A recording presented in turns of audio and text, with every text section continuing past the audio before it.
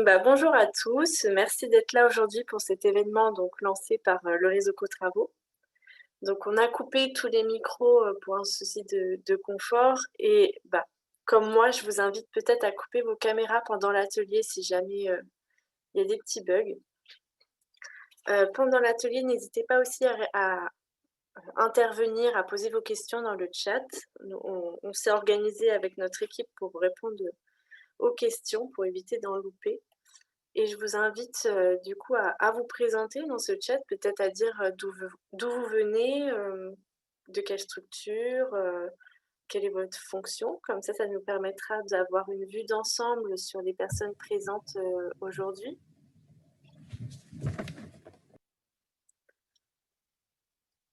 Donc, ce que je peux vous dire aussi, c'est que cet atelier ainsi que tous les précédents, ils sont enregistrés. Et on diffusera donc les enregistrements sur nos réseaux sociaux et sur le site de l'événement.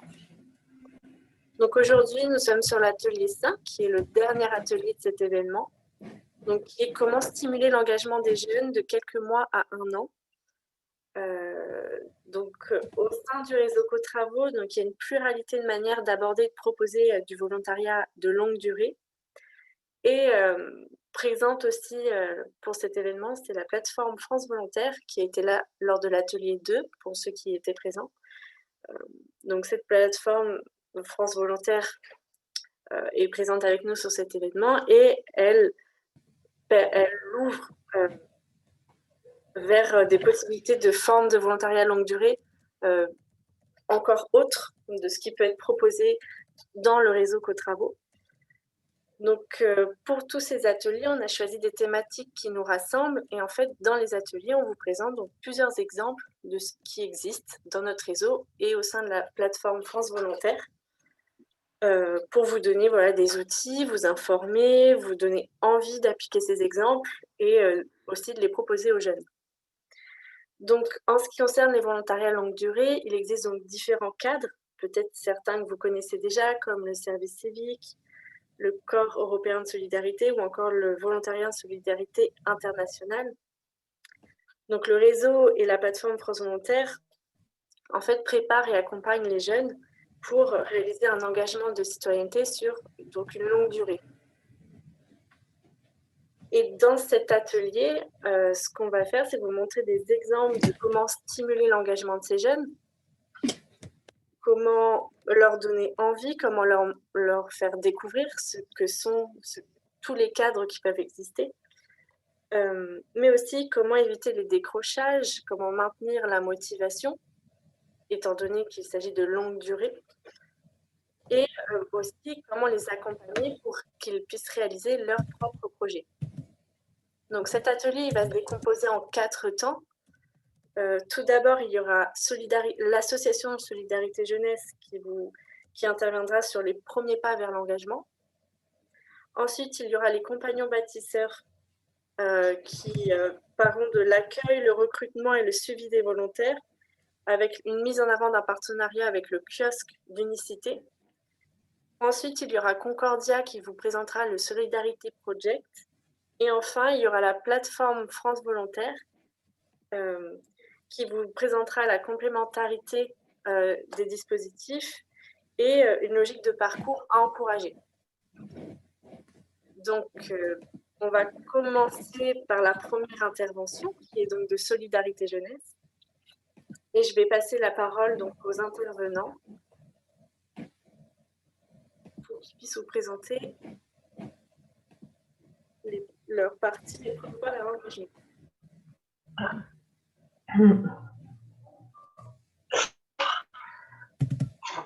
Bonjour. Bonjour. Mathieu, je te laisse commencer. Ah ouais, je croyais que c'était toi qui commençais. Je commence du coup. Bonjour, du coup c'est Mathieu. Je suis bénévole et je vais vous parler de mon parcours d'engagement sur plusieurs années au sein de Solidarité Jeunesse depuis 2012. Et bonjour, moi je m'appelle Noémie, je suis coordinatrice des volontariats à Solidarité Jeunesse. Alors, aujourd'hui, ce dont on veut vous parler, c'est des premiers pas de l'engagement. Donc, pour pouvoir commencer à faire un volontariat à long terme, il faut parfois avoir plusieurs occasions avant de pouvoir se lancer. Comme Amandine, tu peux mettre la slide suivante. Avant de commencer ces différents espaces que nous, on met en place pour susciter de l'engagement, on va juste passer un instant pour vous expliquer du coup Solidarité Jeunesse qui on est. Donc, Solidarité Jeunesse, c'est un mouvement d'éducation populaire qui est composé de 8 délégations régionales, comme vous pouvez voir sur la carte que vous voyez sur le slide. Et ces 8 délégations régionales sont des lieux d'accueil de volontaires long terme et également de chantiers internationaux. Donc, nous, ce qu'on propose, c'est des volontariats en France, au sein de nos délégations et dans les communes avoisinantes et à l'international, auprès de nos partenaires. Et l'idée, c'est vraiment d'avoir un apprentissage par le faire et le vivre ensemble. Donc, un petit problème sur la slide, le faire ensemble est aussi important que le vivre ensemble. On a une petite erreur dessus. Alors, les 3 espaces d'engagement dont on va vous parler. Amandine, tu peux passer à la slide suivante.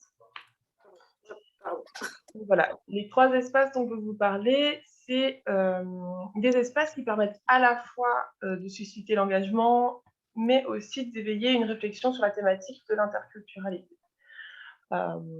Ces 3 espaces-là, ils sont composés du week-end de préparation au départ, du week-end de retour d'expérience et du week-end interculturel. Ces 3 week-ends sont complémentaires parce qu'ils permettent d'aborder des choses qui sont complémentaires. Comme son nom l'indique, le week-end de préparation au départ, c'est avant de partir en volontariat. Le week-end de retour d'expérience, c'est au retour. Et le week-end interculturel, donc ça, c'est une nouvelle forme qu'on a mis en place. C'est un week-end pour des personnes qui ont envie de s'intéresser à la question de l'interculturel, mais pas spécialement de partir en volontariat pour le moment. Alors, le week-end de préparation au départ, on trouve sur la slide suivante. Voilà, donc le week-end de préparation au départ, la première forme d'engagement, c'est un week-end qu'on va proposer aux volontaires qui vont partir. L'idée, c'est de prendre du recul et de réfléchir à la notion d'engagement et la notion de volontariat. Et c'est un premier pas concret avant le départ, ce qui permet vraiment de rencontrer d'autres personnes et d'autres volontaires qui vont partir dans le même cadre que nous ou dans des dispositifs différents. Et comme je le disais avant, c'est des ateliers interactifs, donc on se base vraiment sur l'éducation populaire pour pouvoir mettre en place ce genre de week-end. L'idée, c'est vraiment de déconstruire les stéréotypes aussi et de déconstruire à l'avance, de parler de ce qui est le choc culturel, de pouvoir aborder ça avec les volontaires pour qu'ils puissent avoir des outils une fois arrivés sur place au sein de leur projet pour se projeter. Et enfin, on parle aussi des craintes et des motivations qui sont importantes à aborder pour les volontaires. Ce week-end-là, il permet en fait aussi aux volontaires d'avoir un vrai contact avec leur association d'envoi et par la suite, quand ils vont revenir de leur projet, avoir envie de s'engager pour une durée plus longue. Car ce week-end, il n'est pas uniquement pour les volontaires long terme, mais aussi pour d'autres volontaires qui partent sur du chantier. On verra avec Mathieu comment ce week-end-là peut aussi amorcer un parcours d'engagement. Ce week-end-là, il se déroule dans une de nos délégations régionales, la plus proche de Paris, donc c'est à la Ferté-Alais, dans le 91. Et c'est pour toute personne qui souhaite partir, mais on peut l'ouvrir aussi à des personnes qui ont envie de partir, mais qui n'ont pas encore trouvé de projet. Donc ça peut être pour des personnes qui ont envie de s'engager, mais n'ont pas encore suffisamment d'informations pour pouvoir partir. Et là, vous voyez en bas les dates des prochains week-ends de préparation au départ. Ensuite, on a le week-end de retour d'expérience, qui est à la slide suivante. Voilà. Alors, c'est la même idée au niveau des ateliers. Donc, des ateliers interactifs qui permettent aux participants d'échanger entre eux. Sauf que là, on va du coup être plutôt sur une analyse de ce qu'on a vécu, de réfléchir et de voir à quel endroit se situe le décalage culturel, et de partager ces expériences avec d'autres volontaires. Il y a vraiment un besoin assez fort de la part des volontaires quand ils reviennent d'un projet international de partager avec d'autres. Enfin, on va aussi pouvoir valoriser les compétences, donc mettre revaloriser ce qu'ils ont appris par des échanges avec les autres participants et par les 8 compétences clés de l'Europe qu'on va pouvoir remettre en valeur. Ce temps-là, il vise du coup vraiment, d'une part, à revenir sur ce qu'on a vécu et pour valoriser les compétences qu'on en a découlées. Et ensuite, ça permet d'amorcer un parcours d'engagement qui va aller au-delà de la mobilité. C'est de nouveau à la Ferté-Alais, du coup dans le lieu d'accueil, et on en fait 1 à 2 fois par an. Et du coup, c'est pour toute personne qui a fini son volontariat, quel que soit le type de projet. Enfin, du coup, le dernier week-end, celle suivante, c'est du coup le week-end interculturel. Alors ici, on va avoir aussi la notion d'atelier interactif, mais également de chantier. Donc le chantier, du coup, ça permet de comprendre ce que c'est vraiment le volontariat. Donc on va faire du chantier, donc chantier action solidaire avec les volontaires qui seront sur place. Et du coup, ce week-end-là, il va permettre à la fois de découvrir ce que c'est le volontariat, de mettre la main à la pâte, de faire quelque chose de concret, mais également d'approfondir ses réflexions sur la thématique de l'interculturel. Donc voilà, il va y avoir aussi les volontaires, donc c'est nouveau dans le 91 à la Ferté-Alais. Il va aussi y avoir les volontaires internationaux qui sont présents sur ce lieu-là, vu que c'est un lieu d'accueil de solidarité jeunesse, il y a des volontaires internationaux. Donc ça va aussi permettre d'avoir une première approche concrète avec des volontaires internationaux qui sont en France pour venir faire du volontariat. Donc il y a aussi la notion d'échange avec les volontaires. Et là, comme je le disais, autant le week-end de préparation au départ, c'est plutôt pour des personnes qui ont envie de partir, et qui ont peut-être déjà trouvé un projet, bien qu'on puisse l'ouvrir. Ici, ça va vraiment être l'idée de l'étendre à toute personne qui est intéressée par l'association et qui a envie de réfléchir autour de la thématique de l'interculturalité. Et les dates, du coup, c'est le 29 et 30 mai en 2021. Donc ça, là, c'est vraiment un espace pour amorcer un engagement plus long par la suite. Et maintenant, je vais laisser parler Mathieu pour qu'il puisse concrètement comment ces espaces-là ont pu jouer dans son parcours en tant que volontaire et puis bénévole à Solidarité Jeunesse. Merci Noémie. Du coup, Amandine, est-ce que tu peux revenir à la slide avec 1, 2, 3, avec les 3 week-ends, s'il te plaît? Voilà. C'est la slide 5, il me semble. Normalement, c'est bon là, non? Pour moi, c'est pas bon. Ça avance. Encore 2 slides avant. Celle-ci, parfait. Merci. Il y a un petit temps de Du coup, décalage, désolée. ouais. On répondra aux questions tout à l'heure, Gaël, mais ouais. Alors, mon tout premier contact avec Solidarité Jeunesse, c'était en 2012. Du coup, c'était lors d'un de ces week-ends. C'était un week-end, du coup, le premier, c'était le week-end de préparation au départ. Alors, je m'apprêtais en fait à participer à mon tout premier chantier international. Mais avant chantier, je me disais pas qu'il y avait ce temps-là, et c'est un des temps que j'ai le plus aimé. J'ai vraiment adoré ce week-end. Les ateliers qui nous étaient proposés et particulièrement les méthodes participatives qui étaient utilisées. À l'époque, j'avais jamais entendu parler d'éducation populaire, donc c'était vraiment une belle découverte. C'était un week-end vraiment qui m'a ouvert plein de perspectives sur ma vision du monde. Et aussi, c'est vraiment un plus de pouvoir échanger avec d'autres futurs volontaires qui vont s'engager pour leur première expérience aussi de volontariat comme moi. Donc, c'est vraiment top. Bref, c'est le week-end vraiment idéal pour se mettre dans le bain du volontariat international.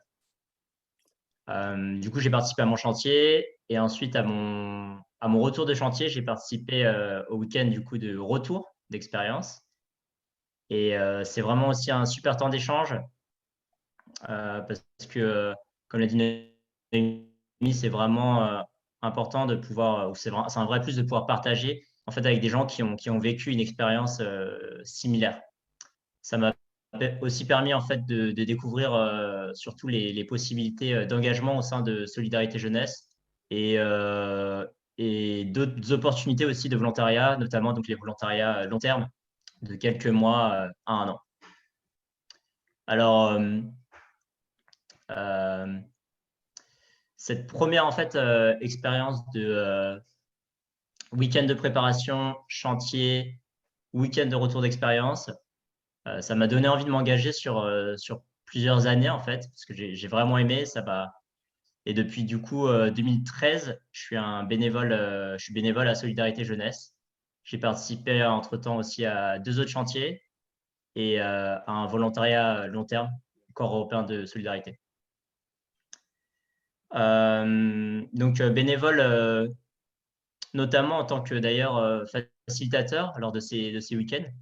J'avais vraiment envie de refaire ces week-ends et cette fois-ci de pouvoir contribuer en tant que facilitateur. Et c'est d'ailleurs grandement facilité, encouragé par AJ, par Solidarité Jeunesse, qui propose des formations pour ça, pour développer les compétences de facilitation d'ateliers.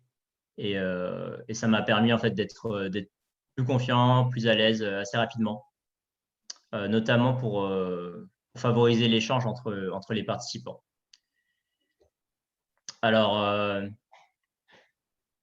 du coup, ces dernières années, j'ai facilité plusieurs de ces week-ends. Et notamment l'année dernière, le dernier week-end auquel j'ai participé en tant que facilitateur, c'était le premier week-end interculturel. Comme Noémie vous l'a dit, ce week-end, on a voulu le faire parce que c'est un week-end qui permet vraiment de mettre un premier pas et de découvrir le monde du volontariat directement aussi sur le terrain. Il y a un temps chantier avec les volontaires sur place, les volontaires internationaux sur place. Et du coup, c'est vraiment un premier pas, un vécu, rencontrer les volontaires et découvrir l'asso. Et ce week-end, il est, contrairement aux 2 autres week-ends, même si oui, même à ceux qui sont pas inscrits à des projets, mais ce week-end, il est vraiment spécifique pour découvrir l'asso. Il est vraiment ouvert à toutes et tous. Donc, c'est une super opportunité de découvrir SJ, l'éducation populaire, les différentes façons de s'engager, comme le volontariat à court terme et le volontariat à long terme de quelques mois, un an. C'est un premier pas vers l'engagement, du coup, qui peut donner envie de s'engager ensuite c'est sur plus longtemps, quoi, tout simplement, sur plusieurs jours, plusieurs mois, et même plusieurs années, du coup, en tant que bénévole. Par rapport à l'engagement, du coup, je vous ai dit, j'ai un projet long terme, à l'époque, ça s'appelait encore Service volontaire européen, donc volontariat du Corps européen de solidarité. Donc, c'est un engagement à plein temps sur plusieurs mois, un an. J'ai découvert à SJ, en fait, que ce dispositif, en fait, après mon premier chantier, au week-end de retour d'expérience, j'ai découvert même 2 dispositifs en fait qui m'intéressaient particulièrement. Il y avait plusieurs dispositifs qui permettent de partir de plusieurs mois à un an, mais il y en avait 2 qui avaient attiré un peu plus mon attention. C'était le service civique et le service volontaire européen. Depuis en fait que j'avais fait cette découverte, j'avais envie de faire les 2, mais au moment où j'en avais l'opportunité, parce que c'est quand même du temps, hein, plusieurs mois, un an, c'était un peu tard pour la limite d'âge du service civique, mais du coup, j'ai bien pris l'opportunité de faire un volontariat du Corps européen de solidarité d'un an, du coup, durée maximale en 2019. Et d'ailleurs, en rentrant de ce volontariat à plein temps, c'était en République tchèque, j'ai voulu continuer mon engagement et j'ai travaillé en tant que salarié à Concordia. Bonjour, j'ai vu qu'il y avait Colline et Aurore Concordia. Bonjour à vous. C'est aussi une autre expérience d'engagement, hein. On est aussi engagé en tant que salarié. Et d'ailleurs, Colline va vous parler, je crois, tout à l'heure. Oui. Bref, susciter l'engagement des jeunes de quelques mois à un an, en fait, ça commence par découvrir les différentes possibilités. En anglais, j'aime bien, on dit dit You can't be what you can't see. Donc, on ne peut pas être ce qu'on ne voit pas. Et commencer à voir les premiers pas. En fait, ça peut commencer par un plus petit pas, en fait, comme un week-end interculturel, un chantier international, ou même tout simplement échanger avec d'anciens volontaires, notamment à des portes ouvertes. Et oui, je crois que c'est tout. Si vous avez des questions. Ouais. Je vois qu'il y a une question dans le chat par rapport au coût des week-ends. On fonctionne avec le principe de la participation libre et solidaire où chacun met à hauteur de ses moyens. Et du coup, l'idée, c'est de les rendre accessibles à tout le monde. Donc, il n'y a pas de frais concrets. On ne donne pas d'indication de combien il faudrait mettre pour laisser vraiment les gens choisir. Ça s'appelle la participation libre et solidaire. Du coup, l'exemple d'ici de Mathieu, c'est aussi de solidarité jeunesse et de co-travaux. Va sur un chantier autour d'expérience plus long à l'international et un retour en France avec un engagement qui suit par la suite. Donc voilà, au niveau du parcours, je ne sais pas si Anne, la question a été répondue ou si c'était par Mathieu, si c'était plus spécifique. Sinon, on peut soit laisser la main, soit répondre à d'autres questions s'il y en a. On peut peut-être attendre un petit peu, voir si d'autres questions arrivent. Ouais. On a un petit peu le temps. Donc, n'hésitez pas à poser toutes les questions que vous avez en tête.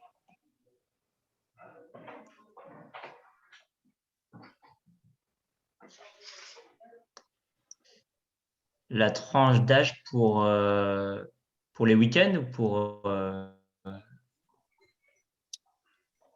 les week-ends, pour les week-ends, c'est ouvert à tout le monde. Il n'y a pas d'âge requis. Oui, les participants mangent et dorment sur place. Du coup, c'est dans le lieu d'accueil de Virvolt. En général, on fait ça du samedi matin au dimanche après-midi pour permettre, et on peut permettre à des gens qui viennent de plus loin d'arriver dès le vendredi soir.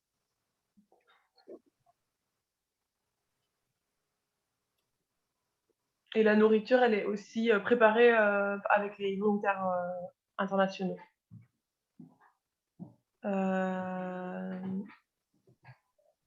Les jeunes sont-ils gratifiés? Non. Du coup, c'est une participation au week-end, mais il n'y a pas de gratification, puis c'est aussi une préparation, en fait. C'est une formation qu'on leur propose.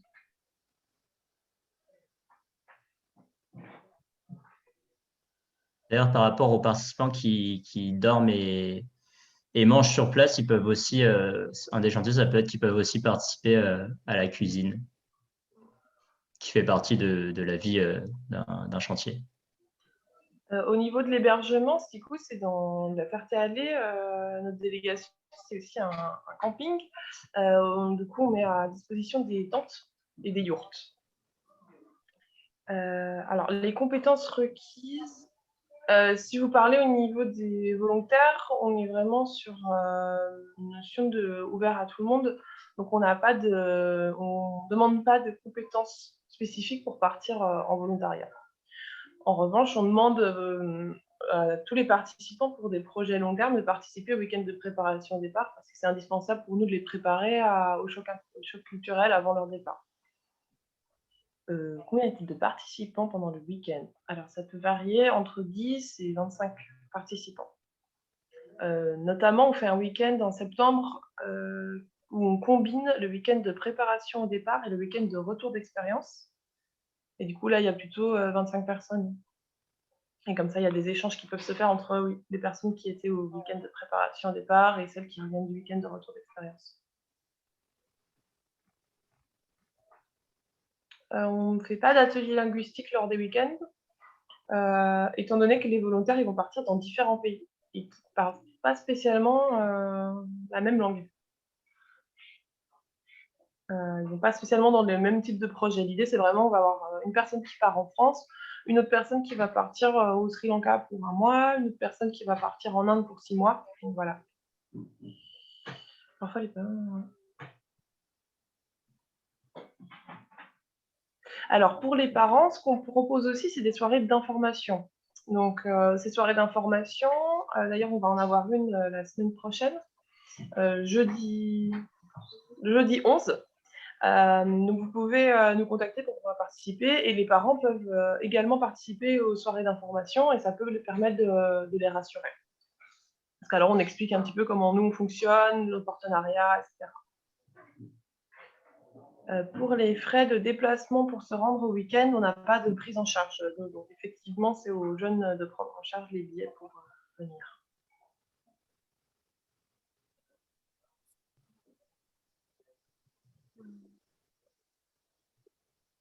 Et je vois du coup que les 6 centres Toulouse, du coup, c'est vers Toulouse. On a aussi une délégation qui est vers Toulouse. Donc, c'est aussi une possibilité d'aller découvrir un chantier d'abord dans notre délégation à Citrus, qui est près de Toulouse, et puis ensuite de partir à l'international. C'est une autre possibilité pour proposer l'engagement. Les autres délégations organisent aussi ces week-ends. Alors, pour le moment, on l'a fait une fois. On a eu du mal à mobiliser des personnes dans d'autres régions, l'Île-de-France. Pour le moment, on est plutôt en Île-de-France. Mais si on a une demande assez importante, ou par exemple un groupe de personnes qui se trouvent être dans une autre région, on pourrait envisager de le faire autre part.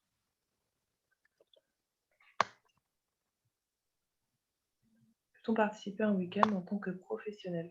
Oui, je pense que c'est tout à fait possible. On a déjà eu des cas où des personnes voulaient venir pour observer, donc c'est possible de nous contacter par rapport à ça. La prochaine soirée d'information, elle se passe en virtuel. Pour le moment, oui, on fait les soirées d'information en distanciel. On aimerait pouvoir... on verra en fait en fonction de la situation sanitaire comment ça pourra évoluer. C'est le 11 février. À 18h, en ligne. Je peux rechercher le lien pendant la suite et je vous l'enverrai par la suite pour que vous puissiez avoir le lien pour l'inscription de la soirée d'information. Ouais, Noémie, tu pourras me le transmettre. Ça marche, je te transmets à Amandine. Tout comme après cet atelier, je vous transmettrai les contacts nécessaires pour que vous puissiez revenir si besoin vers Solidarité Jeunesse. Et Noémie aussi, si tu as des documents que tu veux partager, tu peux aussi me les envoyer. Je partagerai ça à tous les participants. Ok, on a justement le lien pour la soirée d'info. Je peux déjà vous l'envoyer dans le chat. Super. Ah non, j'ai envoyé à Mathieu. Et sinon, oui, j'imagine que Amandine, tu transmettras les slides aussi. Oui. Oui, ok. Ouais. Il y aura toutes les informations à disposition. Voilà, j'ai mis le lien de la soirée d'information. Et je le retransmettrai à Amandine pour qu'elle le mette en mail. Merci. Bon, je propose de passer à la prochaine intervention. En tout cas, merci beaucoup à Noémie et Mathieu pour vos présentations. Merci à vous pour vos questions. Merci. Et donc, on va passer à la prochaine intervention qui est des compagnons bâtisseurs. Je repasse les slides et je laisse la main à Lou peut-être et Elodie. Oui. Ouais. Bonjour à tous. Donc moi, je m'appelle Lou Pascolini, je suis chargée de mission volontariat pour l'association Compagnons Bâtisseurs en Île-de-France et je suis accompagnée d'Élodie Joseph-Auguste. Est-ce que tu veux te présenter? Bien sûr. Bonjour à tous. Donc moi, je suis coordinatrice d'un projet qui s'appelle Kiosque au sein de l'association Unicité, voilà, dans l'antenne du Val d'Oise, donc en Île-de-France. Donc, on va vous présenter aujourd'hui ce qu'on fait aux Compagnons Bâtisseurs et au sein du kiosque 95 d'Unicité. Et puis, les prémices d'un partenariat qu'on a mis en place cette année qui nous a permis d'accompagner des jeunes voilà, dans le cadre d'un dispositif qui est celui du service civique. Pour le coup, on va vous parler que de ce dispositif-là, bien qu'on propose aussi au sein de l'association d'autres formes de volontariat à l'international et donc avec différentes durées. Mais donc là, on va vraiment vous parler d'un engagement long, donc qui peut durer de 6 à 8 mois en France et particulièrement en Île-de-France en ce qui me concerne.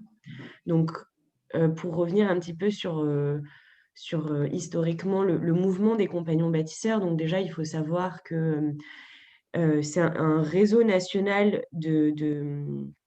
d'associations et de délégations régionales. Donc, l'association francilienne, elle a été créée en 2012, mais le mouvement, lui, il existe depuis plus de 60 ans.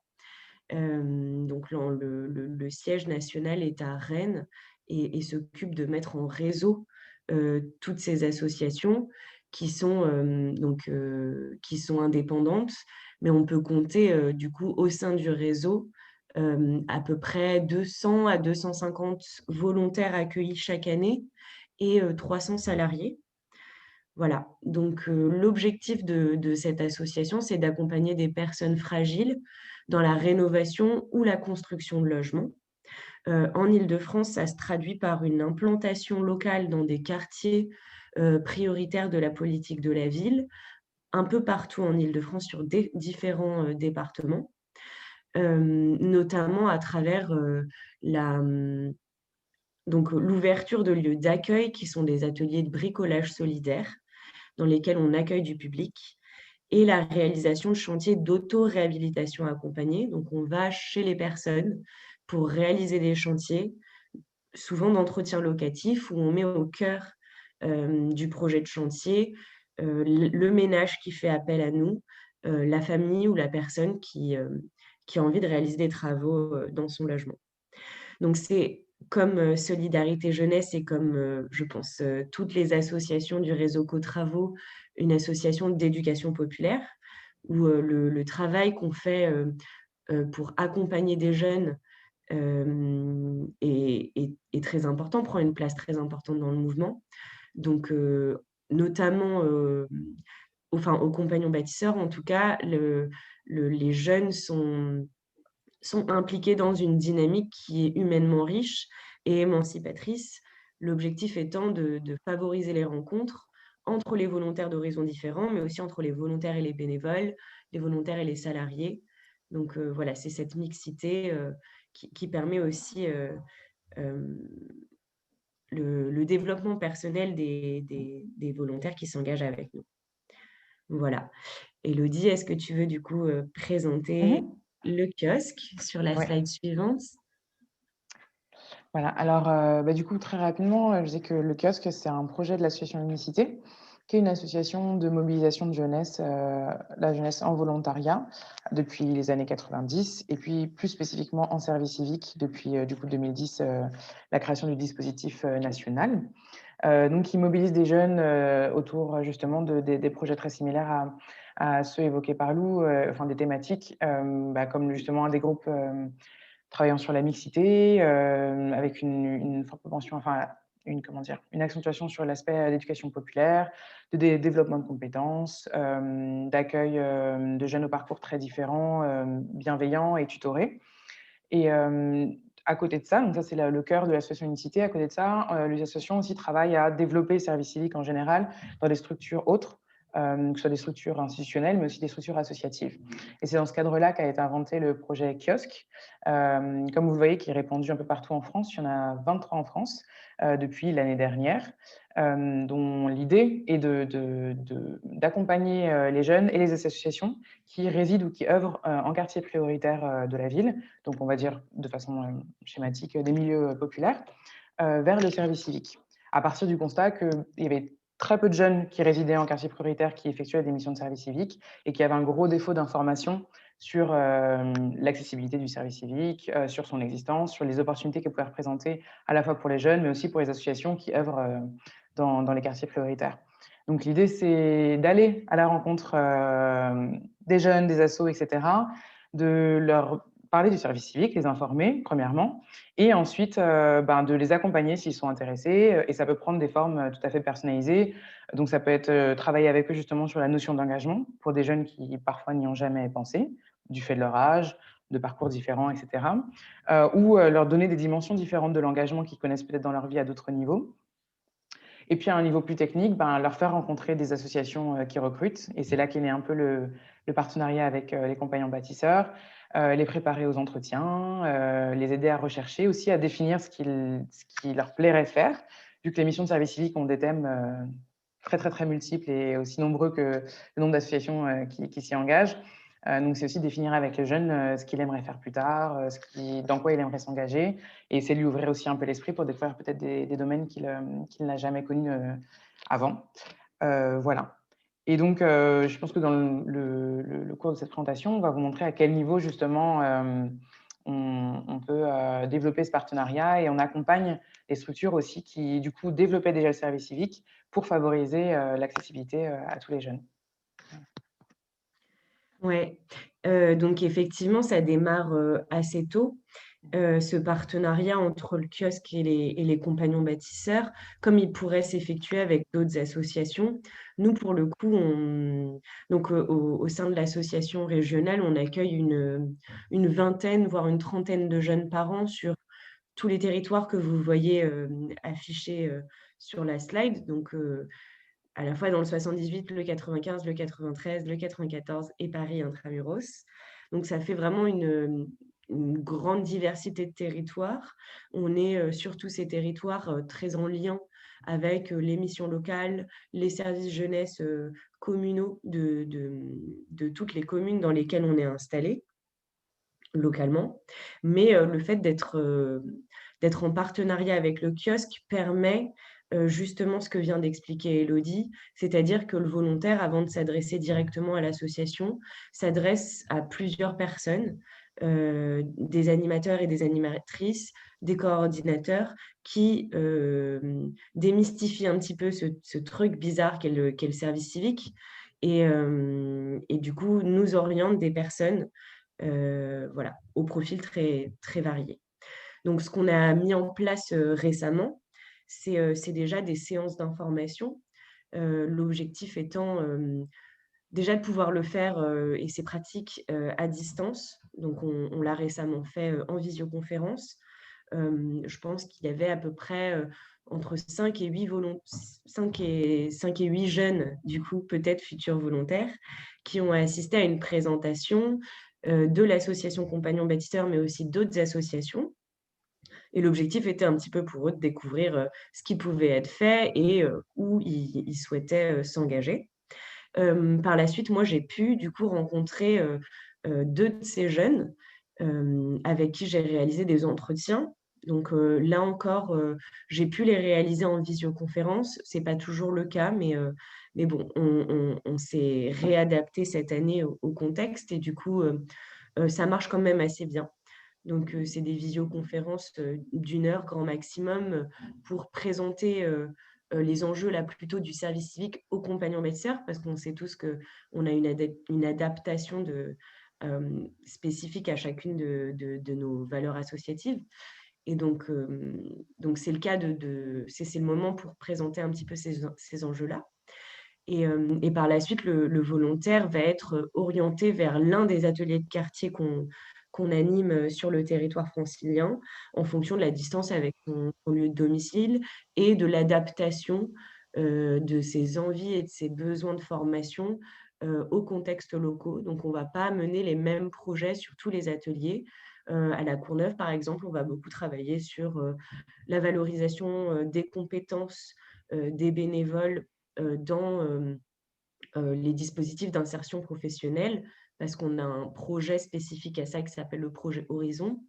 Sur Clichy-sous-Bois, par exemple, on ne va pas travailler sur ces thématiques-là, mais un peu plus sur la précarité énergétique, les économies d'eau. J'ai cité 2 ateliers du 93, mais voilà, dans le 95, on va beaucoup travailler, on va travailler avec des copropriétaires, donc sur des travaux d'embellissement qui ne sont pas les mêmes que dans des quartiers où on travaille avec des locataires du parc social. Donc voilà, on oriente le volontaire vers un atelier qui va qui va proposer des projets qui sont en adéquation avec ses désirs de formation. Donc après cette première séance d'information et ce premier lien entre le kiosque, le jeune et la structure, donc ici les compagnons bâtisseurs, on peut démarrer un accompagnement toujours en partenariat et à trois voies. Ça peut arriver également que pour certains profils de jeunes qui sont pour le coup assez éloignés à la fois de l'usage du numérique, mais aussi peut-être du dispositif service civique, ça nous arrive de réaliser les entretiens de recrutement à trois, donc avec une animatrice du kiosque 95 et le jeune et la référente du volontariat au sein de l'association Compagnons Bâtisseurs.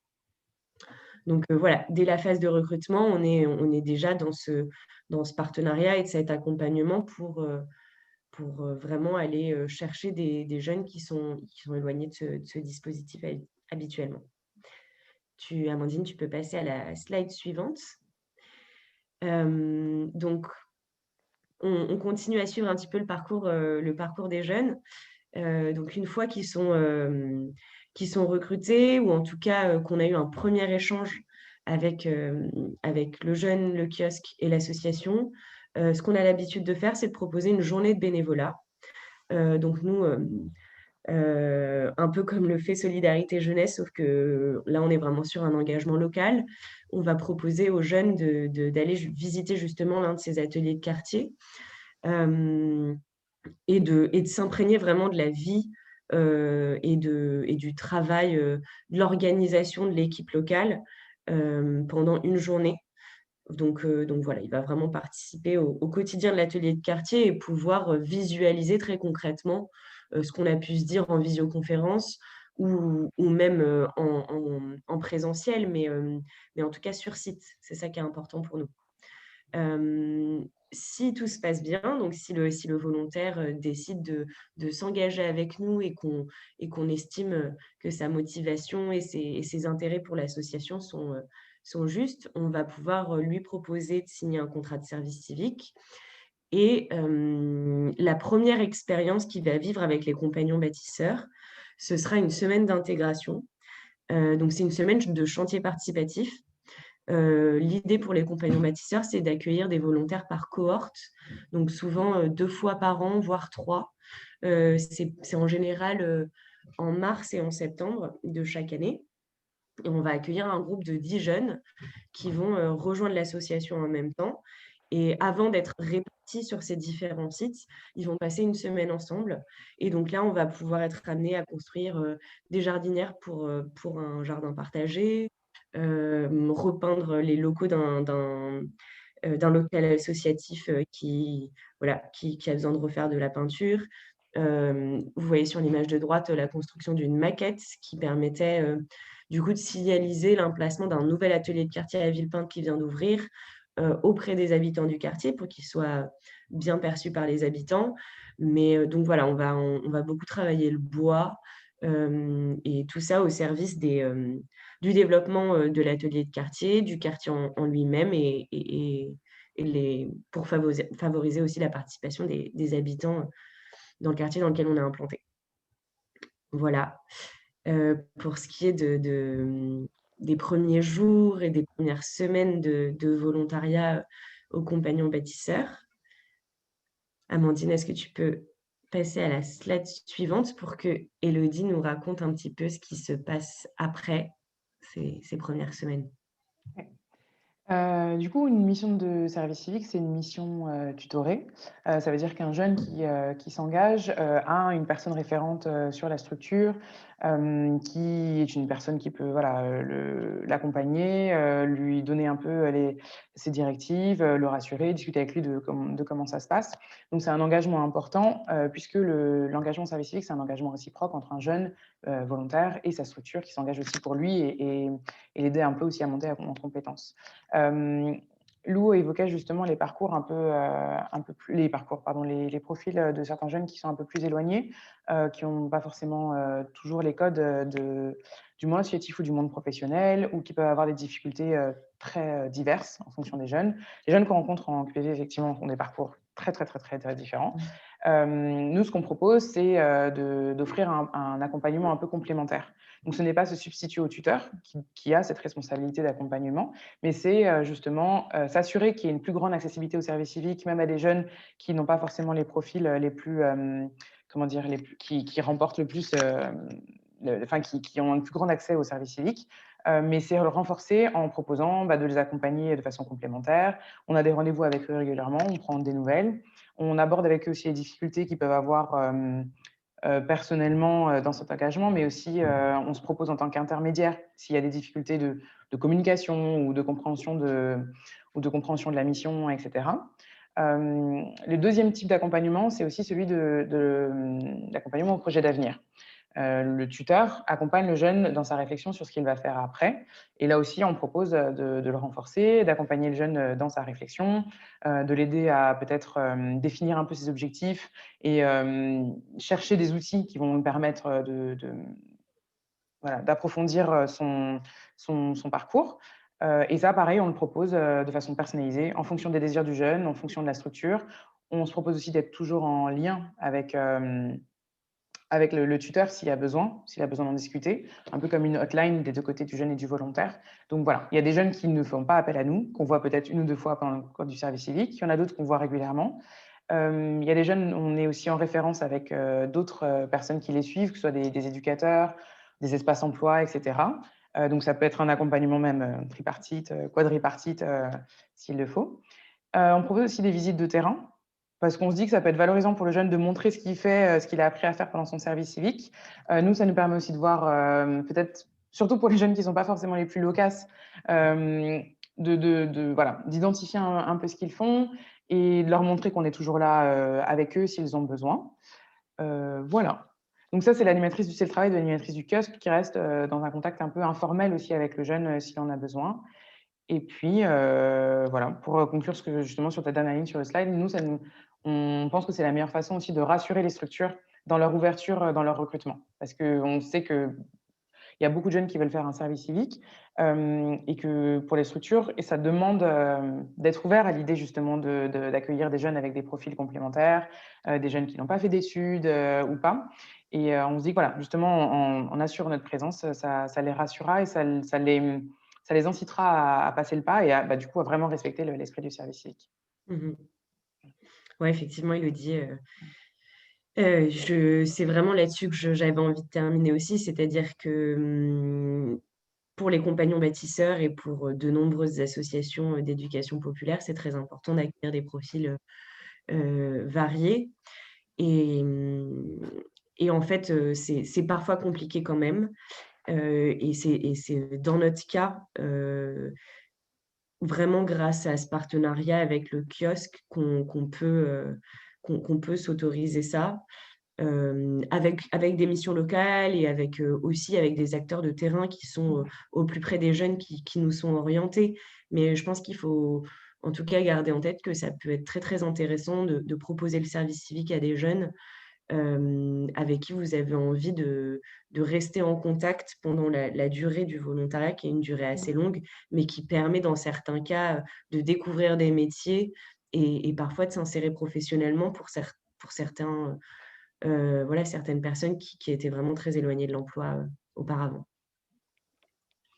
On peut éventuellement ouvrir la discussion aux questions si vous en avez. Oui, n'hésitez pas. Alors, est-ce que vous accompagnez également des services civiques étrangers effectuant leur mission en France? Alors, je ne suis pas sûre de comprendre exactement la question, mais en tout cas, si c'est-à-dire que le service civique est ouvert aux personnes qui ont un titre de séjour en règle. Donc, en fait, on accueille toutes les nationalités, mais à partir du moment où ils peuvent bénéficier du statut de service civique. Est-ce que j'ai répondu à votre question? Est-ce que Elodie, tu as d'autres infos peut-être sur... Moi, je l'avais compris comme est-ce que les compagnons bâtisseurs ont peut-être des accords avec des structures étrangères qui envoient des jeunes en service civique en France, c'est ça? Ou peut-être pas? Vous pouvez prendre la parole éventuellement. Ouais. Oui, ça sera plus simple, excusez-moi. Ouais. Oui, la question était plus dans ce sens-là, sur des structures à l'étranger qui, effectivement, peuvent envoyer des services civiques étrangers. Est-ce que vous faites de l'accueil de ces services civiques-là ou pas encore? Ou est-ce que vous souhaitez peut-être vous orienter vers cette possibilité? Effectivement, c'est pas, on en fait un petit peu, mais on en fait quand même largement moins que de l'accueil local. En fait, il faut s'adresser à notre tête de réseau national qui, elle, s'occupe des échanges effectivement internationaux. Nous, on dépend beaucoup du dispositif du Corps européen de solidarité qui est financé par Erasmus+. Et du coup, ça nous arrive d'accueillir en court terme et en long terme au sein de l'association Île-de-France. Mais il faut passer par l'association nationale des compagnons bâtisseurs pour orienter des jeunes ou bénéficier voilà, de l'agrément.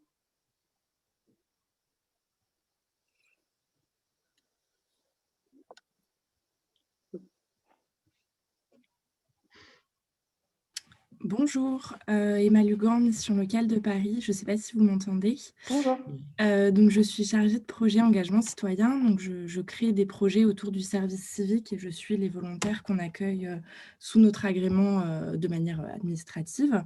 Et j'ai souvent voulu mettre en place des projets de mobilité internationale avec notamment nos équipes qui travaillent en direct avec les jeunes issus de QPV. Et on a identifié plusieurs freins. Et je voulais avoir vos avis et peut-être vos petites méthodes vis-à-vis de ces freins. Les 2 freins qui reviennent beaucoup, c'est déjà la peur d'aller à l'étranger, la peur de sortir justement voilà, d'une ville et d'un quartier qu'on a peu quitté de manière générale, même pour aller dans d'autres territoires en France. Et le second frein, c'est le laps de temps entre le moment où on prend la décision de partir à l'étranger et le moment où on part à l'étranger. Comme c'est des jeunes qui sont assez voilà, ambivalents, il y a ce laps de temps qui peut être assez long et c'est logique parce qu'il faut préparer le départ. Est-ce que est-ce que vous pouvez vous adapter justement à ces freins? Et si oui, comment vous le faites? Comment vous abordez en tout cas ces choses-là pour répondre à ces freins, à ces questionnements? Merci. Je te laisse y aller, Lou, et après Ok. Alors déjà, je pense que les présentations qui vont suivre pourront également apporter une réponse à vos questionnements. Donc voilà, je pense que c'est une question qui trouvera réponse aussi par la suite. Nous, concernant nos compagnons bâtisseurs, comme je le disais tout à l'heure, la mobilité, c'est un peu secondaire dans nos propositions, en tout cas la mobilité internationale. En revanche, on est aussi confronté à ces freins-là quand on propose à des jeunes qui ont rarement quitté leur quartier d'aller à Paris ou d'aller ailleurs en Île-de-France. En fait, la mobilité, elle peut se vivre aussi localement. Et justement, le fait d'être plusieurs interlocuteurs dans l'accompagnement du jeune, je pense que c'est un bon moyen de lever ces freins-là.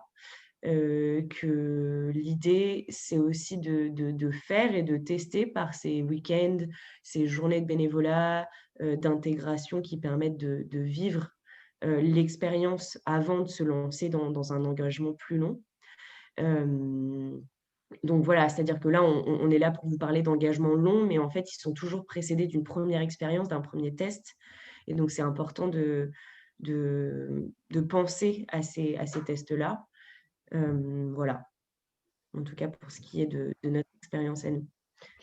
De notre côté, dans le kiosque, on rencontre le même frein parce qu'effectivement, quand on rencontre les jeunes, on va un peu partout où ils sont, que ce soit dans un cadre scolaire, non scolaire, loisir ou autre, et on leur présente des missions qui existent. On s'est posé la même question parce qu'on rencontre très peu d'adhésions pour les missions en mobilité internationale, que ce soit l'Europe ou plus loin. Donc, c'est un peu aussi un chantier qu'on essaie de mettre en place, essayer de trouver des solutions pour rendre peut-être la mission à l'étranger un peu plus un peu plus intéressantes pour eux ou un peu susciter leur curiosité. Pour revenir sur ce que disait Lou, je dirais une chose aussi, je suis d'accord que ça joue le fait qu'il y ait plusieurs interlocuteurs. En fait, on se rend compte que quand on présente cette option aux jeunes, il y en a énormément qui n'y ont jamais pensé ou pour qui ça n'est même jamais venu à l'esprit, que c'était abordable, accessible, etc. Donc, je pense que ça demande un temps un peu plus long que des jeunes qui l'ont déjà peut-être intégré ou qui ont déjà pensé dans leur parcours ou imaginé, etc. Où l'opportunité se présente et ils se disent c'est maintenant. Et je pense que ça demande un petit temps de réflexion, de projection du jeune. Et effectivement, voilà, une fois la présentation, enfin la proposition devant eux, on voit que il n'y a qu'une première étape de réflexion et on n'est pas encore à l'étape de sélection de cette opportunité. C'est la première chose. La deuxième aussi qu'on envisageait de travailler, c'était justement voilà, le travailler en amont. Et je pense que leur frein principal, c'est aussi que ça leur paraît vraiment inaccessible en fait. Je suis d'accord qu'il y a l'idée qu'ils ne se sont pas forcément projetés en dehors de leur quartier ou de leur région. Mais pour beaucoup, partir à l'étranger, ça va être très cher. Dans la représentation, alors qu'on sait que dans le cas du service civique, il y a des solutions pour que ce soit accessible, mais ça va être très cher, ça va être très compliqué. Et je pense qu'il y a un gros travail à faire sur rendre concret cette accessibilité dans le déploiement, en fait. Vraiment leur montrer comment financièrement c'est accessible, comment ils seront peut-être accompagnés ou comment dire, tutorés sur place. Je pense aussi peut-être que l'option de groupe, voilà, pas être involontaire tout seul quelque part, je ne sais pas. C'est peut-être un pas trop élevé pour des jeunes qui ne se sont jamais envisagés dans cette situation. Mais voilà, un chantier extérieur où ils sont en groupe, peut-être justement en groupe, pas forcément des jeunes du même quartier, mais un groupe justement, je pense à la première présentation, qu'ils vont rencontrer avant de partir, etc. Ce sont des solutions que nous, on envisage voilà, à mettre en place ou réfléchir ou pour comment leur présenter différemment. De la même manière et je finirai là-dessus aussi, de la même manière qu'on demande par exemple à Lou de venir à nos séances d'info pour rendre plus concret la mission et qu'ils aient un accès plus clair à ce qu'ils vont devoir faire, ce qu'ils seraient amenés à faire ou qu'ils puissent poser leurs questions. Je pense que ça peut être aussi une solution de faire venir les structures qui proposent des missions à l'étranger pour qu'ils puissent poser leurs questions et que ce soit beaucoup plus concret que juste une fiche mission sur le site. Ou voilà. C'est la réponse. Mais comme vous, je n'ai pas encore de solution, donc n'hésitez pas aussi à partager votre idée. Merci beaucoup à toutes les deux. On va peut-être passer à la présentation suivante. Merci pour votre présentation. Et encore une fois, je le rappelle, je me répète, mais on va vous passer les contacts pour si vous avez d'autres questions. Merci. Merci. Du coup, on va passer à la présentation de Concordia sur le Solidarity Project. Oui, bonjour à tous et toutes. Alors, je suis Colline Pansard, je suis déléguée régionale Île-de-France de l'association Concordia. Donc, c'est une association qui, depuis 1950, organise des actions de solidarité plutôt en collectif, effectivement, de 2 à 3 semaines, qu'on appelle des chantiers internationaux de bénévoles, dont vous avez dû entendre parler certainement sur les journées précédentes. Depuis les années 70, pour répondre à une grande demande des jeunes, l'association propose également des missions de volontariat de plus long terme, donc sur quelques mois ou sur un an. Ça a même pu dépasser un an selon les dispositifs dans les dernières décennies. Et ces projets de volontariat court terme, en collectif, volontariat long terme, en individuel, sont développés dans nos 12 délégations, enfin dans nos 11 délégations et grâce à notre siège partout en France, à l'exception peut-être du Nord-Est où on est moins implanté. Donc aujourd'hui, ce que je voulais vous présenter, ce n'était pas ces activités qui sont assez connues et dont vous avez certainement déjà entendu parler par d'autres intervenants de Concordia, mais aussi par d'autres structures, puisqu'on peut avoir des activités qui se rapprochent beaucoup. C'est plutôt un projet alors, qui n'est pas nouveau dans son fondement, mais qui, depuis la création du Corps européen de solidarité, bénéficie d'un financement spécifique, ce qui permet peut-être à des structures qui n'en avaient pas l'occasion jusqu'à présent de pouvoir y penser. Donc l'objectif, ce projet, je fais du teasing, ça s'appelle le Solidarity Project, ou le projet de solidarité en français, mais comme c'est un mot valise qui veut dire beaucoup de choses, on va employer le terme anglais, ça permettra de mettre une sorte de label dessus.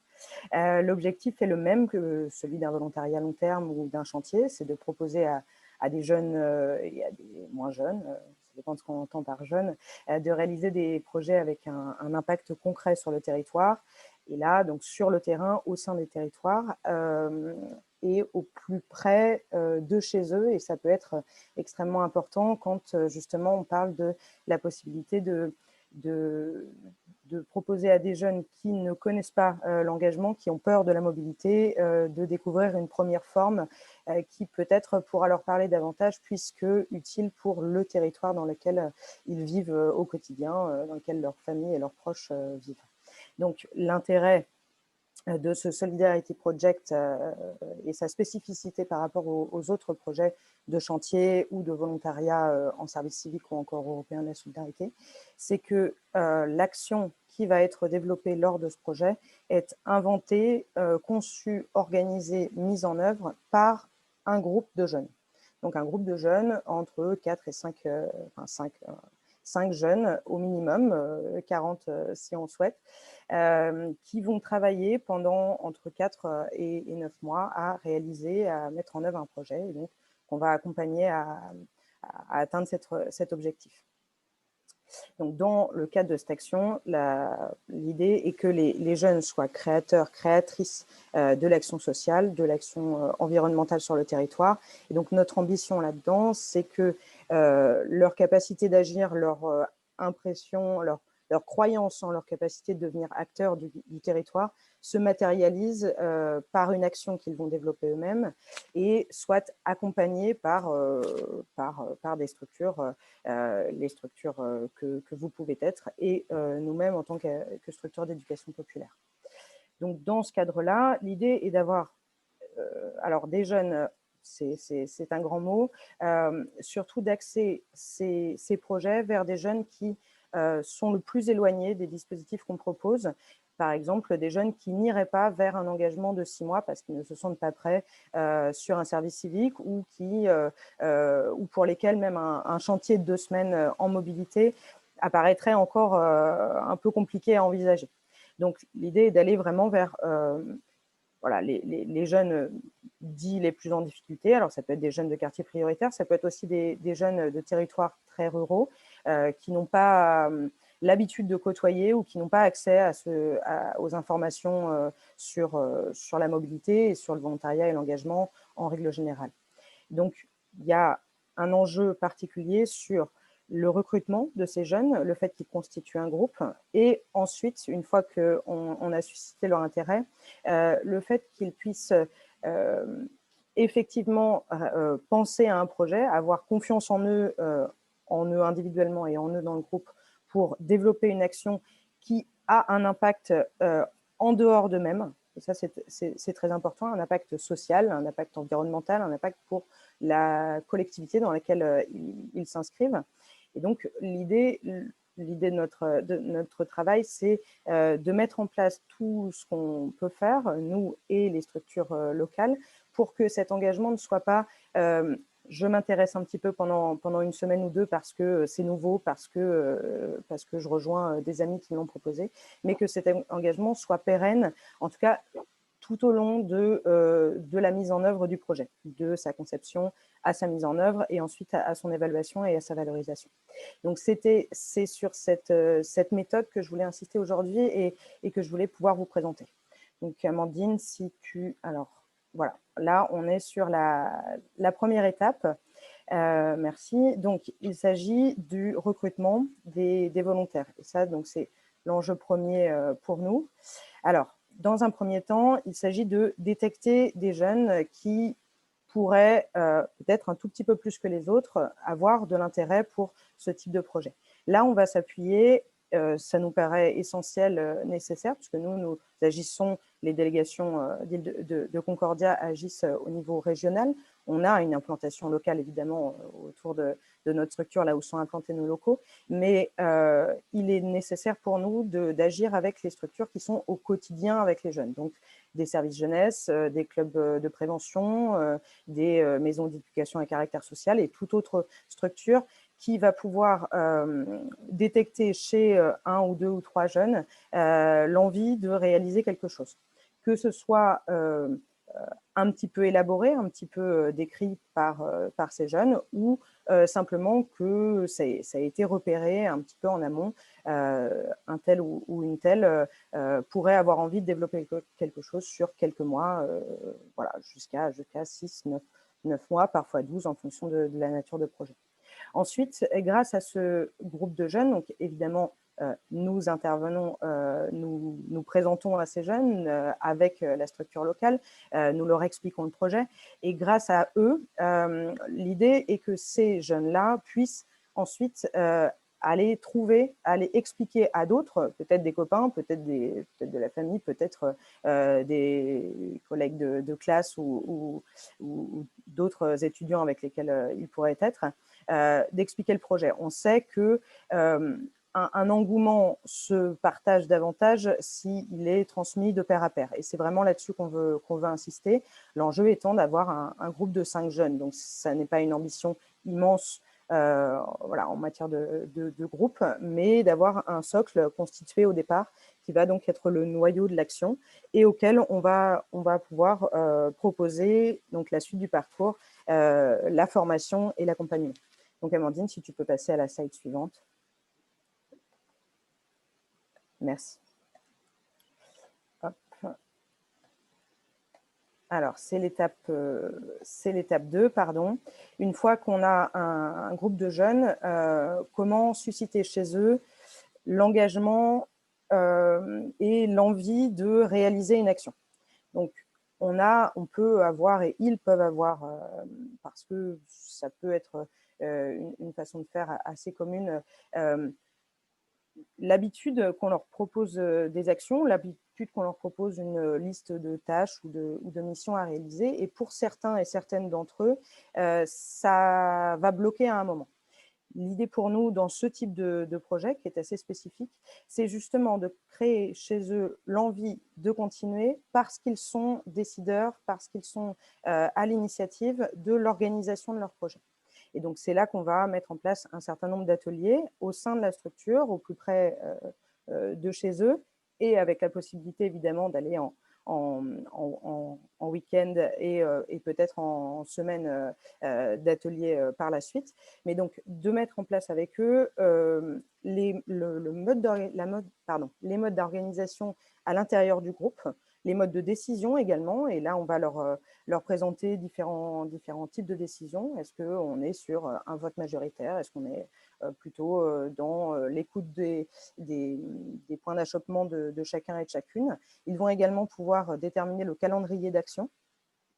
Est-ce qu'ils envisagent une action sur un week-end d'ici 2 mois, ou est-ce que ce sera plutôt une action de long terme sur 6 à 8 mois? Quelle est la fréquence également des rendez-vous, du travail qu'ils vont pouvoir se donner aux uns et aux autres? Qui vont être les partenaires auxquels ils vont pouvoir s'adresser, qui vont être les experts, les expertes également, puisqu'ils vont pouvoir être accompagnés au long de leur projet par des professionnels des différents domaines qui vont pouvoir également être rémunérés pour pouvoir intervenir, ce qui permet voilà, de garantir également un accompagnement de qualité et du temps de la part de ces professionnels du territoire. C'est également eux, évidemment, qui vont définir la thématique, les modalités d'action, et c'est important, les objectifs du projet qu'ils développent. Des objectifs, alors, quantitatifs, qualitatifs, on est tous et toutes habitués à ce type de jargon et de contraintes qui sont également des contraintes administratives. L'idée n'est pas de faire d'eux des déposeurs de CERFA professionnels en 3 mois, ce n'est pas du tout l'intérêt. Par contre, de leur proposer de se donner des objectifs, et en particulier des objectifs réalisables à court terme. Les anglo-saxons parlent de quick wins, on pourrait parler de victoires rapides, va leur donner des étapes de réalisation de leur projet et va leur donner, et c'est la suite, la slide suivante si tu veux bien Amandine, va leur donner la possibilité de croire en la réalisation de leur projet même s'il est de long terme et une certaine fierté lorsqu'ils auront atteint ces petits objectifs intermédiaires qu'ils auront eux-mêmes définis tout au long de leur parcours. Donc, c'est l'étape 3. Une fois que le projet est engagé, une fois qu'il est défini, que quelques partenaires ont été contactés, que les objectifs sont posés, comment, là encore, assurer que les jeunes continuent dans la dynamique et réalisent réellement leur projet.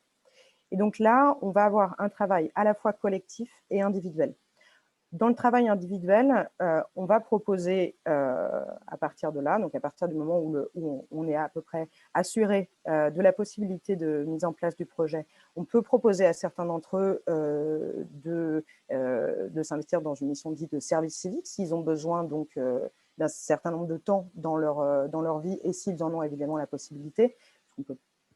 Ça va être difficile de dégager 24 heures par semaine lorsqu'on est par exemple en terminale, c'est compliqué, mais pour ceux et celles qui en ont la possibilité, c'est possible d'avoir de s'engager en mission de service civique sur cette mission qu'ils auront définie eux-mêmes, donc via Concordia.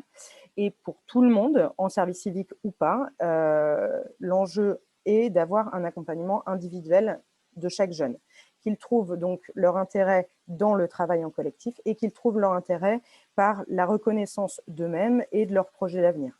Cet accompagnement individuel, il est aussi nécessaire pour nous pour pouvoir travailler avec eux à la toute fin du projet, de l'activité, sur la valorisation des acquis de cette expérience.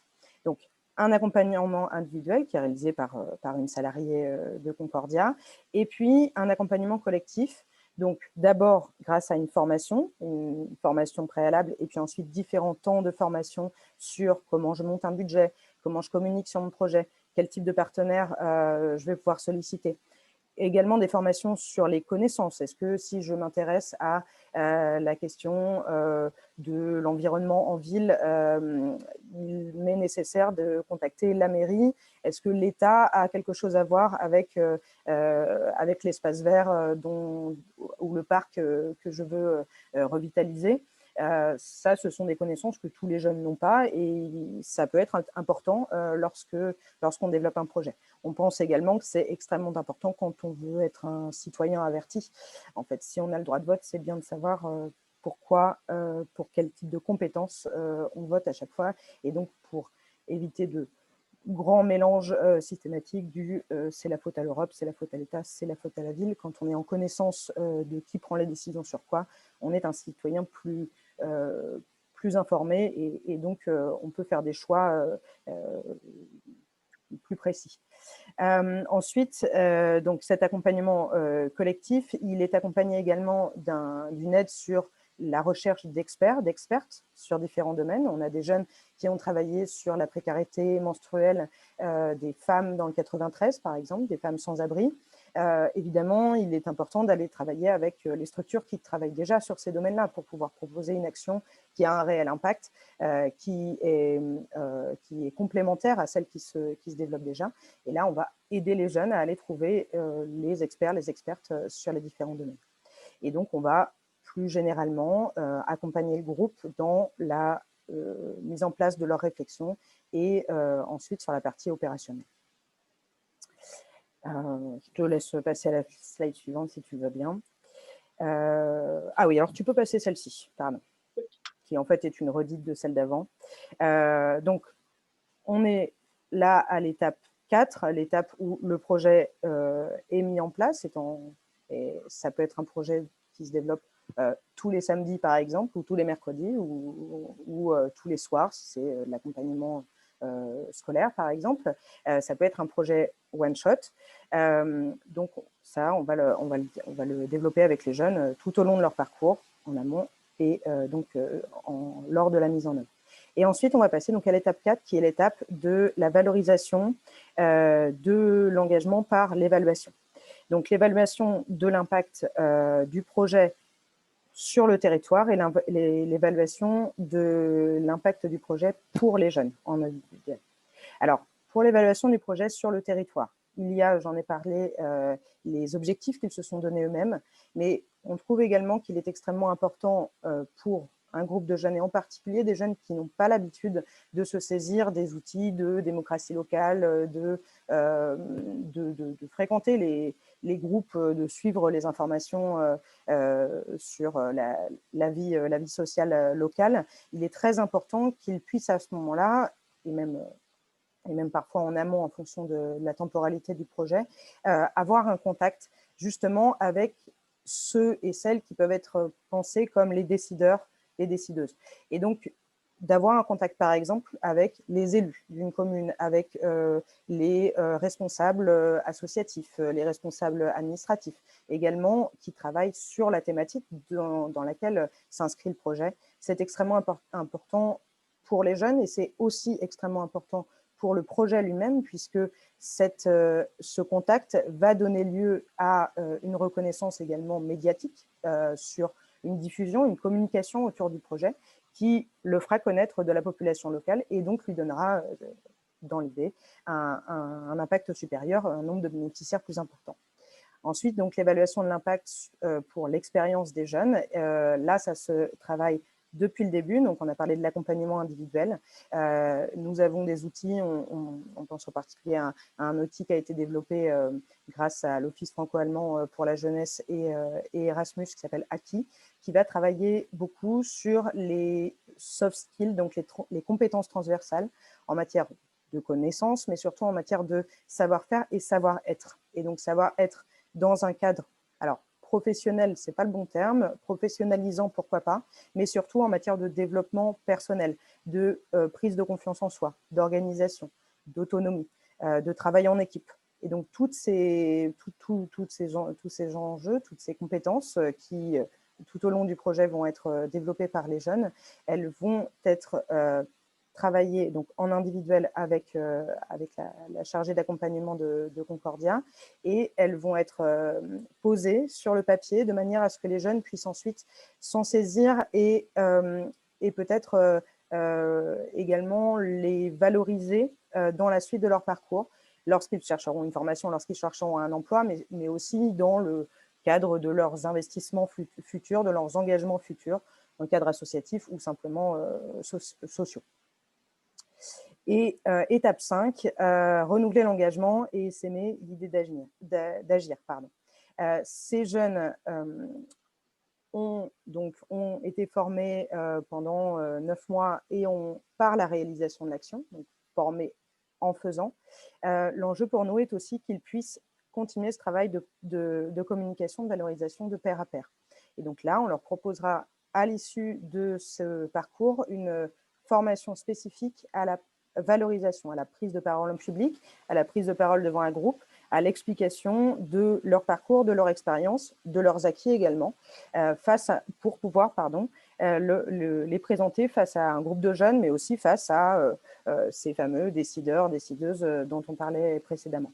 L'enjeu étant toujours de leur permettre de gagner en confiance en eux et de gagner en pouvoir d'agir et en capacité à s'investir par la suite dans les grands enjeux de société.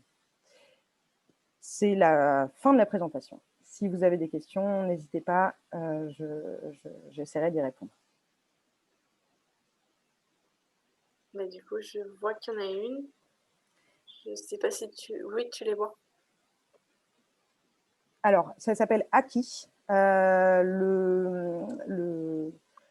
L'outil qu'on utilise, c'est plus un outil qu'un dispositif. Aki, ça s'écrit A-K-I, et vous pouvez le trouver sur les internets en tapant AKI. C'est une plateforme en ligne également. En fait, on peut répondre directement. Il y a une version pour les structures et il y a une version pour les jeunes.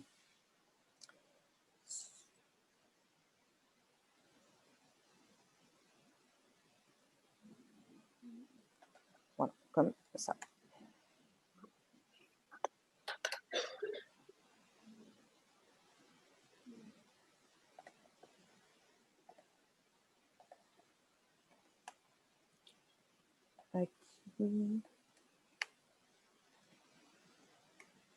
Il y a un lien. Oui, merci.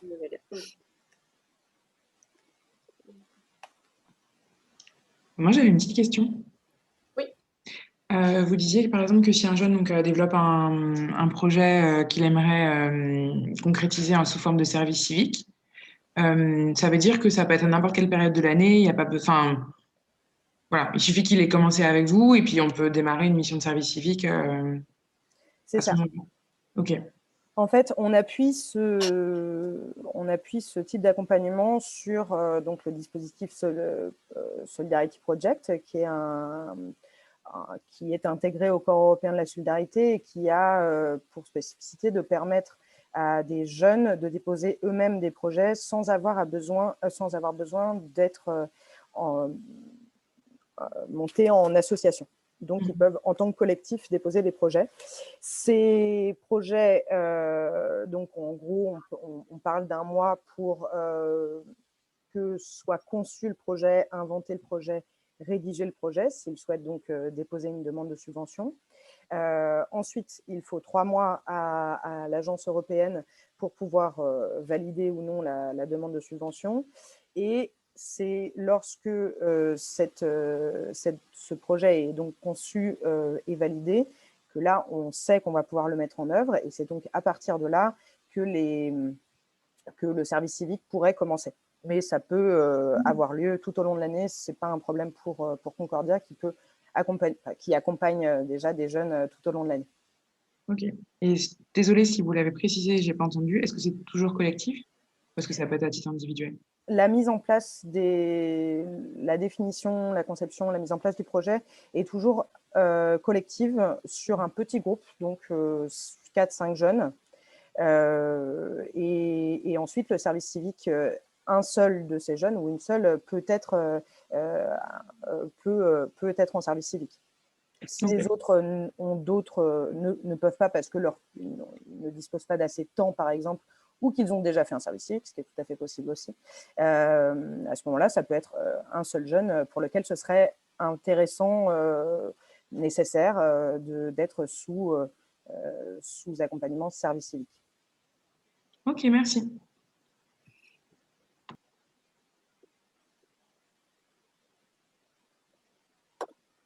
Non, pardon. Effectivement, je vois le commentaire. Et les Solidarity Project dans leur ensemble n'ont pas du tout pour objectif d'être préparatoires à un service civique. Cependant, rien n'exclut qu'un jeune qui est en cours de développement d'un Solidarity Project puisse bénéficier du service civique, donc entre autres de l'indemnité. Et donc, puisque rien ne l'exclut, on peut tout à fait le proposer à des jeunes qui souhaiteraient développer des projets de solidarité sur un territoire dans le cadre d'un accompagnement par une structure, ce qui est le service civique.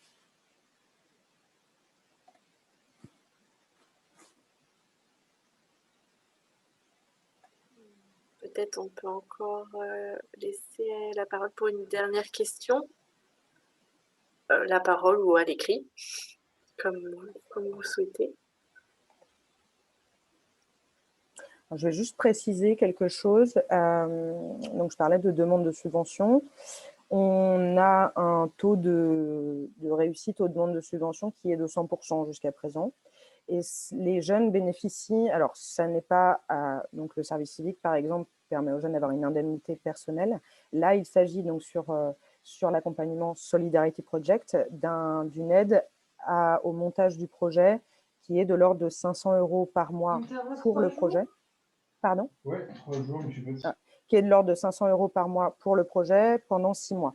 Donc, une somme globale de 3 000 € qui permet aux jeunes de défrayer leurs éventuelles dépenses pour la mise en place du projet. Et en plus, le Solidarity Project permet d'accéder à une enveloppe qui est complémentaire à ces 500 € par mois et qui permet de rémunérer des intervenants experts, expertes sur les domaines, les thématiques spécifiques liées au projet, si c'est nécessaire évidemment. L'enjeu étant que le développement d'un projet local ne coûte rien aux jeunes. Évidemment, ce dispositif est tout à fait complémentaire de ce qui peut exister déjà dans beaucoup de collectivités, en particulier les plus grosses, les bourses projets jeunes, et voilà, les noms sont différents de ville en ville, mais les accompagnements souvent municipaux au développement de projets de solidarité pour les jeunes. C'est tout à fait complémentaire, évidemment.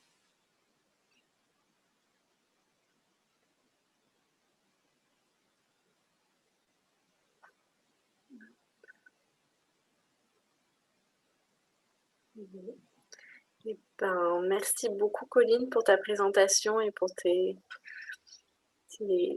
informations que tu as rajoutées. Merci à vous. Donc, je passerai tes contacts pour si vous avez d'autres questions sur ce projet. N'hésitez pas. Merci, Colline. Du coup, je vais passer la parole à Pierre Revel, donc de la plateforme France Volontaire, pour la prochaine présentation.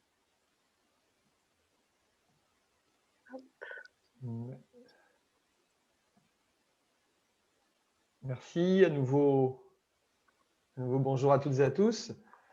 Voilà, donc merci également à Cotravaux pour son invitation et puis également aux collègues de Solidarité Jeunesse, Compagnons Bâtisseurs Unicité, Concordia pour leurs interventions intéressantes qui ont montré que voilà, le dispositif ne fait pas tout et que bien évidemment la question de l'accompagnement est centrale pour inciter justement à cet engagement des jeunes.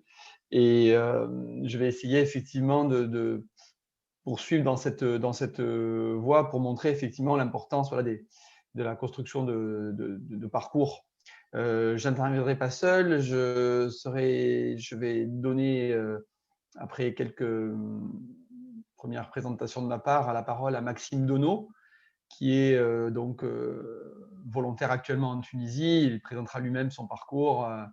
Voilà, donc peut-être si on peut passer à la première diapo, quelques mots sur France Volontaire pour ceux qui ne nous connaîtraient pas. Voilà, donc France Volontaire est la plateforme nationale donc, chargée de promouvoir et soutenir le développement du volontariat international. Bon, il y a cette appellation de volontariat international d'échange et de solidarité qui est mise en avant.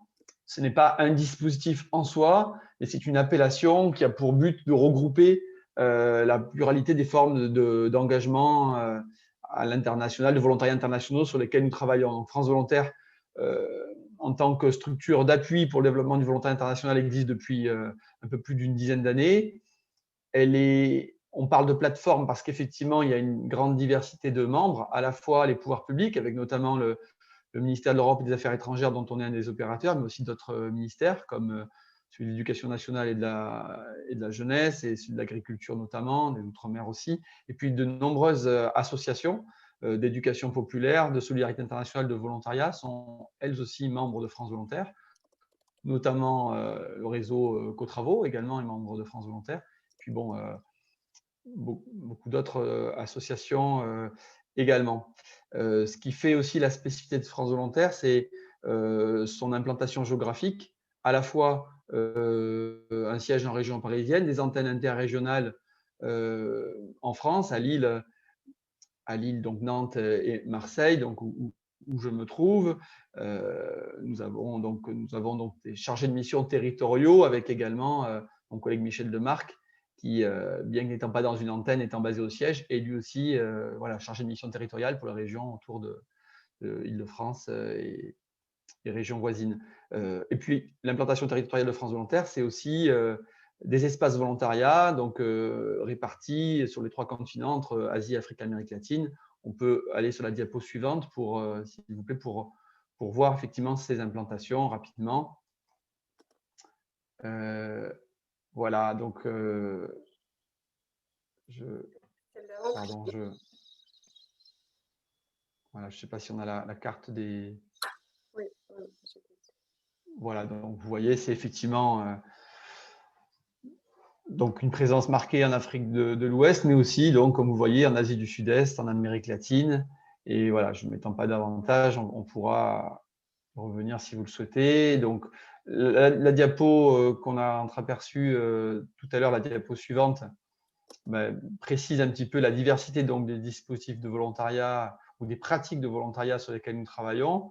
Donc, on ne va pas revenir dans le détail, mais on retrouve effectivement les pratiques de chantier, le service civique international, le corps européen de solidarité qui ont déjà été évoqués.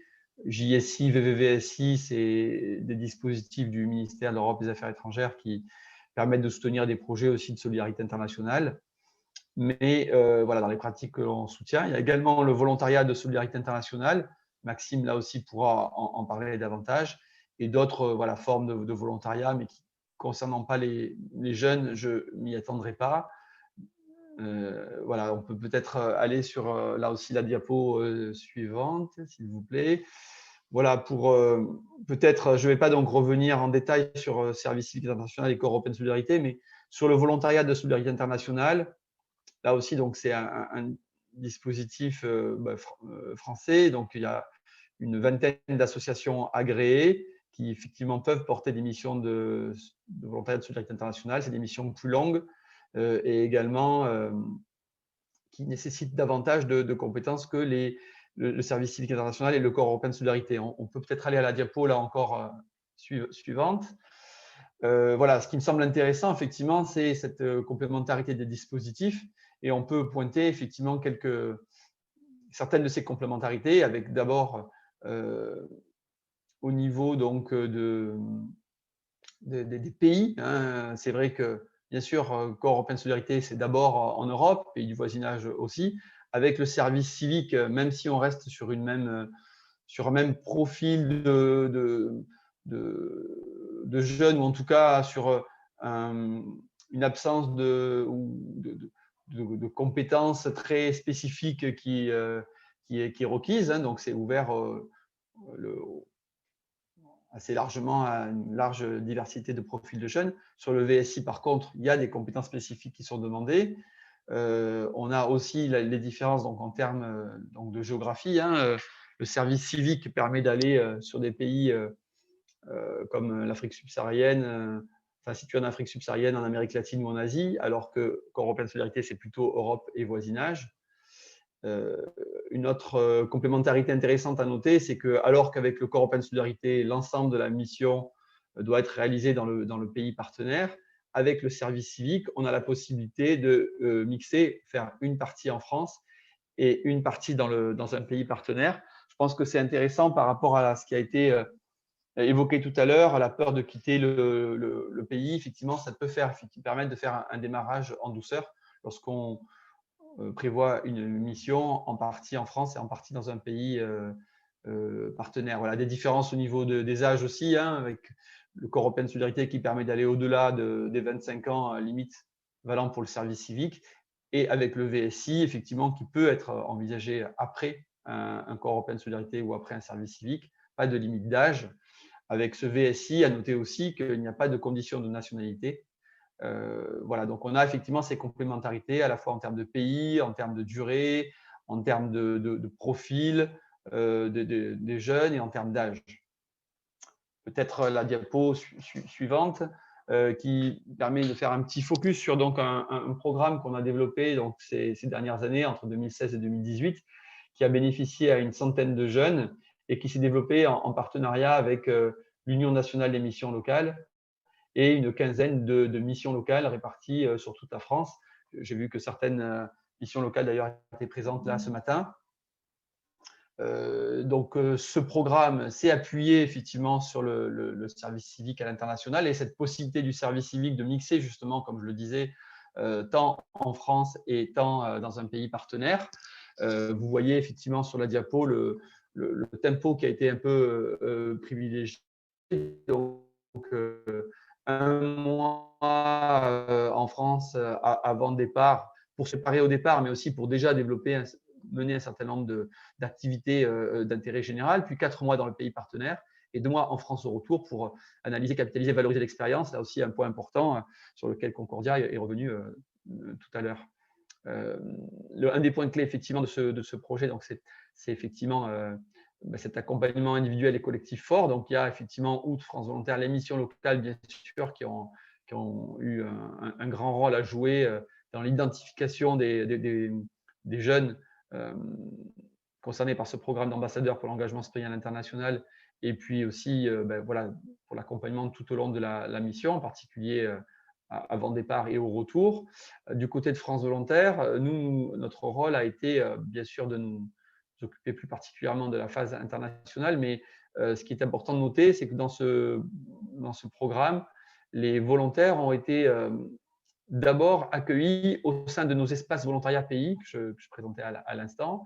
Et à partir de ces espaces volontariat pays, ils ont pu, d'une part, mener des activités, participer aux activités d'appui au développement du volontariat menées par les espaces volontariat, mais aussi après être envoyés auprès sur des projets auprès de nos différents partenaires dans les pays. Par exemple, on a eu effectivement, vous pouvez retrouver ça également sur notre site internet, de jeunes, Cassandra et Jonathan, qui ont été accueillis au sein de l'espace volontariat Togo.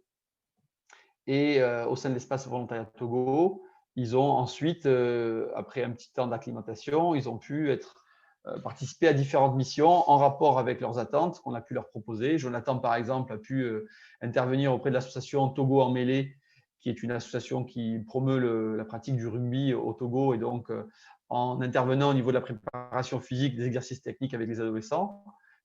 Voilà, il avait lui-même une pratique de rugby en amateur. Et puis, en même temps, par ailleurs, il a pu également, sur une autre partie de la semaine, intervenir dans un garage mécanique mis en place par une autre association partenaire de France Volontaire, les Amis donc, de l'ING, où il a contribué à la réparation de voitures et de motos.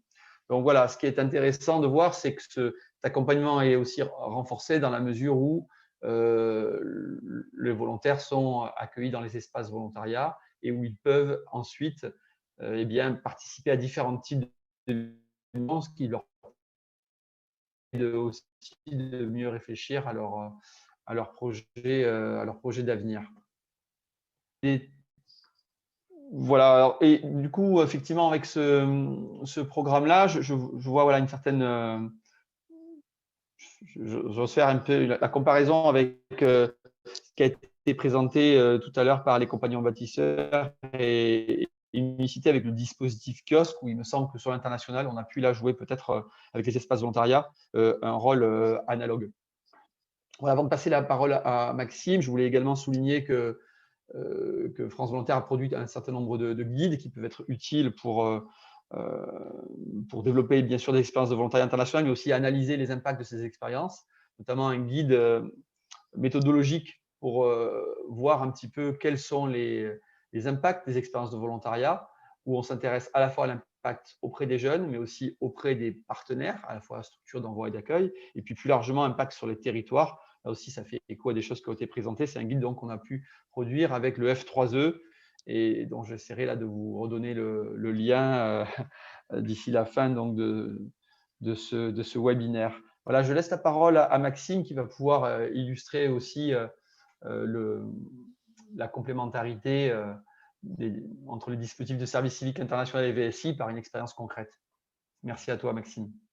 Merci Pierre. Donc bonjour, je me présente, Maxime Donneau, j'ai 29 ans et je suis actuellement en mission VSI, donc en Tunisie, pour le compte du département de l'Aude, et une mission sur laquelle je suis accompagné par France Volontaire qui porte cette mission de VSI. Donc comme l'a évoqué Monsieur Pierre Revel juste avant, moi, l'originalité de mon parcours, c'est que j'ai effectué déjà une mission de service civique à l'international. Puis après, j'ai pu continuer mon engagement avec une mission de VSI. Donc, je vais brièvement vous présenter ces deux missions. Première mission de service civique, donc en Tunisie également. Alors, à l'époque, j'avais 24 ans. Donc, l'âge limite est de 25 ans pour le service civique. Donc, j'étais tout juste sur la dernière année pour effectuer cette mission. Et j'étais sans emploi au retour du Maroc où j'avais une expérience pour apprendre la langue arabe. Donc, moi, je voulais vraiment trouver une mission à l'étranger et dans un pays arabophone. Donc, c'est vrai que la possibilité d'effectuer un service civique, c'était quelque chose de valorisant pour moi, pour mon parcours. Et la plateforme du service civique aussi était adaptée pour trouver des missions vraiment géolocalisées sur le monde arabe. Alors, pourquoi j'ai décidé de choisir une mission de service civique? Pour moi, c'était clairement la possibilité d'effectuer une mission à l'étranger. J'avais un parcours d'études en relations internationales, donc c'était vraiment mon ambition d'avoir une première expérience à l'étranger. Parce que dans ces domaines-là, c'est pas facile de pouvoir trouver une première expérience, d'avoir des contacts. Justement, on parlait de la difficulté d'avoir des contacts et de trouver des missions à l'étranger. Donc, c'était vraiment pour moi la possibilité de mettre le pied à l'étrier dans le domaine de la coopération internationale.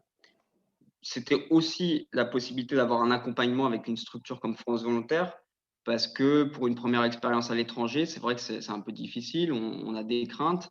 Donc, le fait d'avoir une mission service civique très cadrée avec des tuteurs en plus sur place. Alors, moi, j'avais des tuteurs français et en Tunisie. C'était vraiment rassurant pour moi dans l'optique d'un départ. Et puis, je ne vais pas vous mentir, je vais être très franc, c'est aussi une possibilité de valoriser le CV. C'est de plus en plus important et c'est de plus en plus recherché lorsqu'on effectue des missions aussi de service civique. C'est la valorisation du CV tout en ayant quand même un sens d'effectuer une mission d'intérêt général. Mais voilà, il y a quand même cette donnée-là, après avoir effectué les études, de valoriser son CV. Donc, ma mission de service civique en Tunisie, elle s'est déroulée de novembre 2016 jusqu'en mai 2017, donc 6 mois. C'est généralement avec les autres services civiques à l'international, c'est généralement le temps choisi pour ces missions-là, mission de 6 mois. Moi, c'était à Sousse, donc troisième ville en Tunisie, au sein de la municipalité de Sousse, qui avait un partenariat avec le département de l'Aude.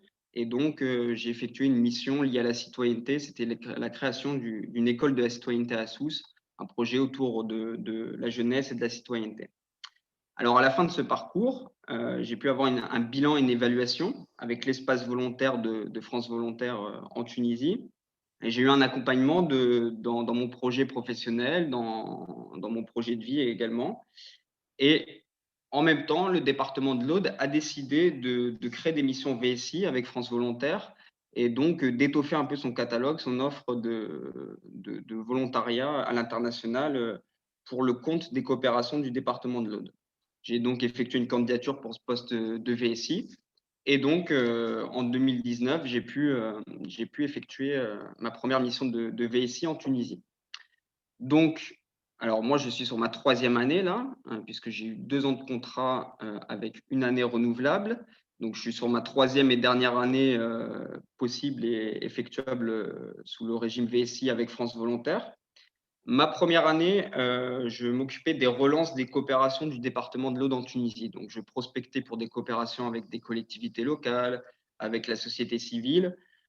J'ai créé et élaboré tous les projets de coopération décentralisée entre l'Aude et la municipalité de Sousse, autour des thématiques jeunesse, encore citoyenneté, et un projet d'animation socioculturelle dans un quartier défavorisé de la ville de Sousse.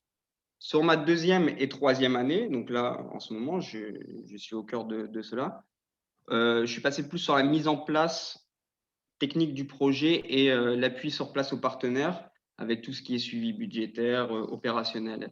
Donc là, le but, c'était de pérenniser un peu notre première phase. Donc, voilà, l'intérêt de la mission de service de volontaire de solidarité internationale, c'est comme vous l'avez vu, c'est avoir une plus grande responsabilité. Il y a vraiment un changement entre le statut service civique et VSI, où là, on est plus dans la gestion de projet, on est plus responsable, on est plus autonome. Donc, il y a vraiment une montée en compétences qui est intéressante comme ça d'avoir ces 2 parcours. Aussi, le champ d'action et de mission de VSI est très large. Ça peut aller de missions dans le domaine de l'agriculture, les sciences humaines, l'éducation populaire. la coopération internationale, institutionnelle, comme c'est le cas pour moi. Donc, il y a vraiment voilà, tout un champ de missions très important. Et si on veut effectuer une mission à l'international, c'est plutôt facile de trouver une mission adéquate et en relation avec notre domaine de prédilection. L'intérêt aussi d'effectuer comme ça, ce service civique international enchaîné d'un VSI, c'est vraiment la montée en compétences. Moi, je l'ai senti dans mon parcours, j'ai vraiment une responsabilisation, une plus grande confiance, une capacité aussi à parler avec des interlocuteurs étrangers, institutionnels, vraiment renforcée. Et pour moi, cette première mission en service civique international, ça m'a permis de me mettre dans le bain, d'avoir une première expérience dans le cadre d'un travail à l'international, parce que c'est pas facile, il faut s'adapter à un contexte différent, des méthodes de travail différentes, des administrations qui ont une autre vision et qui ont d'autres méthodes de travail. Donc, il faut s'adapter à tout cela. Et la première expérience en service civique, ça m'a vraiment permis d'être en confiance et de rentrer sur cette mission de VSI en étant plus serein et plus confiant en mes capacités et ma capacité à évoluer dans ce domaine. Ça, c'est aussi valable. Alors là, je parle un peu plus au niveau professionnel, mais c'est également valable au niveau culturel. Le fait d'avoir une première expérience dans un environnement culturel différent, avec des modes de vie différents, et ben, cette première expérience en service civique, elle m'a permis d'être plus à l'aise sur ma mission de VSI et de directement rentrer dans le vif du sujet sans avoir une petite période d'adaptation qui aurait été nécessaire sûrement si je n'avais pas effectué mon service civique.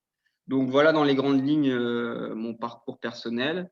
Et si vous avez des questions, je suis disponible avec Pierre pour vous répondre. Justement, je vois dans le chat qu'il y a des questions. Si tu les vois, je te laisse. Oui. Alors, où est-ce que j'ai trouvé l'offre de VSI?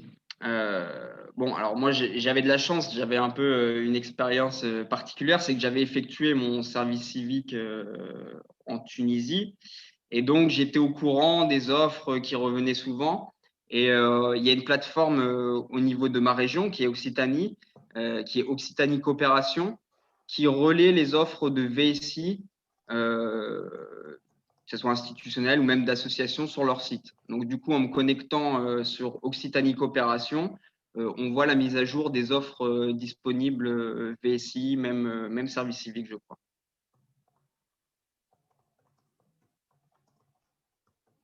Peut-être je laisse Pierre répondre pour la deuxième question. Oui, non, mais effectivement, merci Maxime pour ta présentation. Sur le site de France Volontaire, effectivement, vous pouvez aussi trouver plusieurs offres de missions VSI, soit proposées directement par France Volontaire qui conserve une capacité d'envoi de volontaires VSI, justement, soit des missions qui peuvent être aussi proposées par certains de nos membres qui ont également l'agrément VSI. On peut penser au SCD, à la DCC, à la Guilde européenne du RAID, à plusieurs autres, pour citer effectivement celle qui envoie le plus grand nombre de volontaires VSI chaque année en temps normal, on va dire.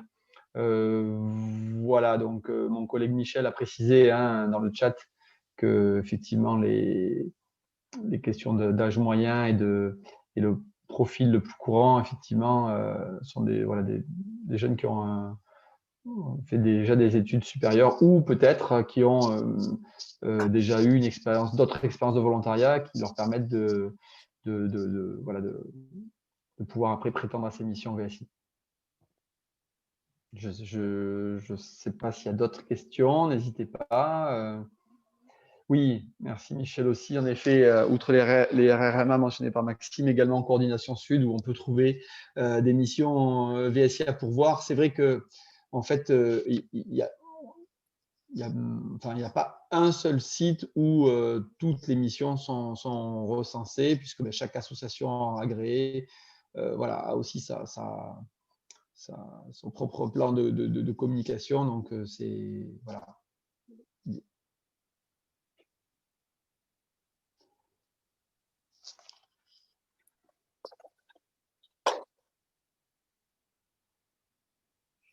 Voilà, après, ce qui est intéressant de noter, c'est que les espaces volontariat, je ne l'ai pas précisé tout à l'heure, ils proposent un certain nombre de services qui peuvent contribuer d'ailleurs aussi à l'accompagnement de l'ensemble des volontaires français présents dans un pays donné par des activités déjà de mise en réseau de l'ensemble des volontaires présents, des activités d'ateliers d'échange d'expériences, voire de découverte du pays. Et puis ce sont aussi, en amont de l'arrivée des volontaires, des entités de France Volontaire qui peuvent aider en lien avec les chargés de mission territoriaux que nous sommes, Michel et moi, qui peuvent aider donc à l'émergence de nouvelles missions de volontariat, à l'identification de partenaires dans tel ou tel pays lorsque des structures françaises n'en ont pas. Voilà, c'est ces espaces de volontariat sont ouverts à tous les acteurs en fait, du volontariat, qu'il s'agisse des volontaires ou des structures d'envoi et d'accueil.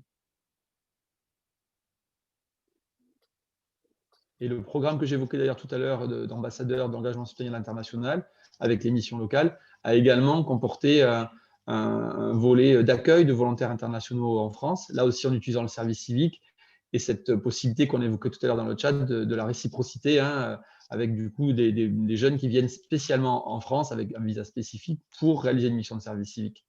Donc ça aussi, c'est un élément important pour nous à France Volontaire, qui nous plaçons dans la perspective d'un volontariat monde avec voilà, du coup, un volontariat au service des échanges aussi de savoir-faire et voilà. Ouais, exactement. Par exemple, sur le département de l'Aude, on accueille aussi des services civiques internationaux du Burkina, du Liban et de Tunisie qui travaillent tous ensemble en équipe sur un projet commun et qui, bon, alors là, il y a les restrictions liées à la Covid-19, mais qui aussi avait pour ambition d'avoir un service civique français et par exemple tunisien qui effectuait une partie de leur mission dans le département de l'Aude, puis une partie de la mission sur le territoire tunisien, comme l'évoquait Pierre, justement, cette possibilité de mixer un engagement en France et dans un pays d'accueil. Et cet exemple est intéressant, Maxime, merci de le rappeler, parce que pour la mise en œuvre de ces missions de service civique, c'est justement le RRMA, le réseau régional multi-acteurs d'appui à la coopération internationale, Occitanie Coopération, qui a porté ces missions de service civique, alors que dans le même temps, comme cela a été précisé, France Volontaire portait les missions de VSI. J'ai vu tout à l'heure d'ailleurs que parmi les participants, il y a un autre RRMA présent à Centre-Aidé, donc on salue en région Centre-Val de Loire. Et pour ces missions donc, de service civique en France confiées à des volontaires libanais, burkinabés et tunisiens, ce qui correspond au territoire de coopération du département de l'Aude, eh bien, ces volontaires sont intervenus dans le cadre d'un dispositif porté par Occitanie Coopération, qui est le dispositif Tandem Solidaire, mais qui existe aussi dans d'autres régions, et qui permet à des associations de solidarité internationale d'intervenir tout au long de l'année dans le cadre d'ateliers auprès d'établissements scolaires.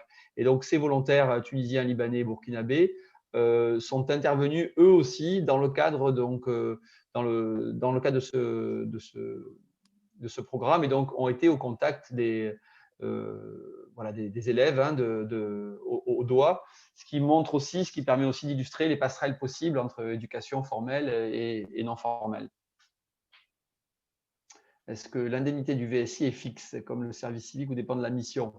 Non, justement, elle n'est pas fixe. En matière de VSI, il y a une plus grande diversité, puisque l'État fixe des montants planchers et plafonds, et ce qui laisse une certaine latitude aux associations agréées pour une variation d'indemnité qui peut être fonction du pays, par exemple, c'est le choix fait par France Volontaire, ou même par rapport au type de mission et au profil du volontaire finalement choisi ou souhaité.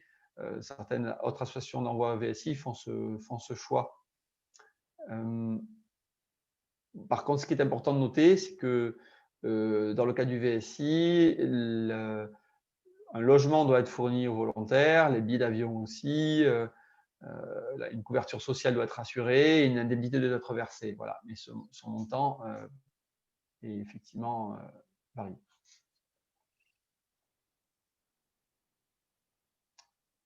Est-ce que vous avez d'autres questions pour Maxime, pour moi-même ou pour mon collègue Michel, s'il y a des acteurs des régions Centre-Val de Loire, Île-de-France et Bourgogne-Franche-Comté, pourquoi pas? Voilà. Il y a Hugo également, notre qui est en charge de la communication aussi de France Volontaire, qui est présent, qui est intervenu aussi lors du chat. S'il y a des questions plus spécifiques sur des outils de communication, bien entendu, il pourra aussi vous renseigner. Ah, merci pour la... Merci beaucoup à toi, Pierre, et à toi, Maxime. Je vous en prie, avec plaisir. Vos interventions. Encore une fois, là aussi, les contacts vous seront partagés. Si vous avez d'autres questions qui vous viennent, n'hésitez pas. Donc, au cours de cet atelier, vous avez pu voir donc, les différents exemples de ce qui peut se faire dans notre réseau et avec la plateforme France Volontaire pour voilà, donner envie, faire découvrir ou accompagner les jeunes sur ces différents cadres de volontariat de longue durée. Et ça vous permettra à vous, en tant que professionnel, de renseigner au mieux les jeunes et de trouver les cadres peut-être les plus adaptés et qui répondent le mieux aux besoins et aux envies de ces jeunes. Donc, j'aimerais vous remercier à toutes et tous d'avoir participé à cet événement, de l'avoir rendu possible. J'espère qu'il a répondu au mieux aux interrogations que vous aviez. Ou si vous en avez encore, n'hésitez pas à aller sur le site des associations, de la plateforme France Volontaire.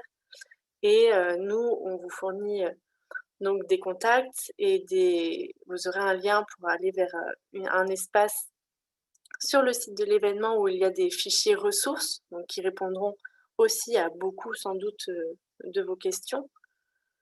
Je vous partage également, avant qu'on finisse, un lien pour répondre à un petit questionnaire parce que ce format est tout nouveau. Donc, vos retours seront les bienvenus pour qu'on puisse s'améliorer pour les années à venir. Donc, le voici, je vous le mets dans le chat. Il y a 4 questions, donc n'hésitez pas. Et donc, je vous souhaite à tous une bonne fin de journée. Et Merci à vos travaux. Merci. Et on reste disponible pour vos questions.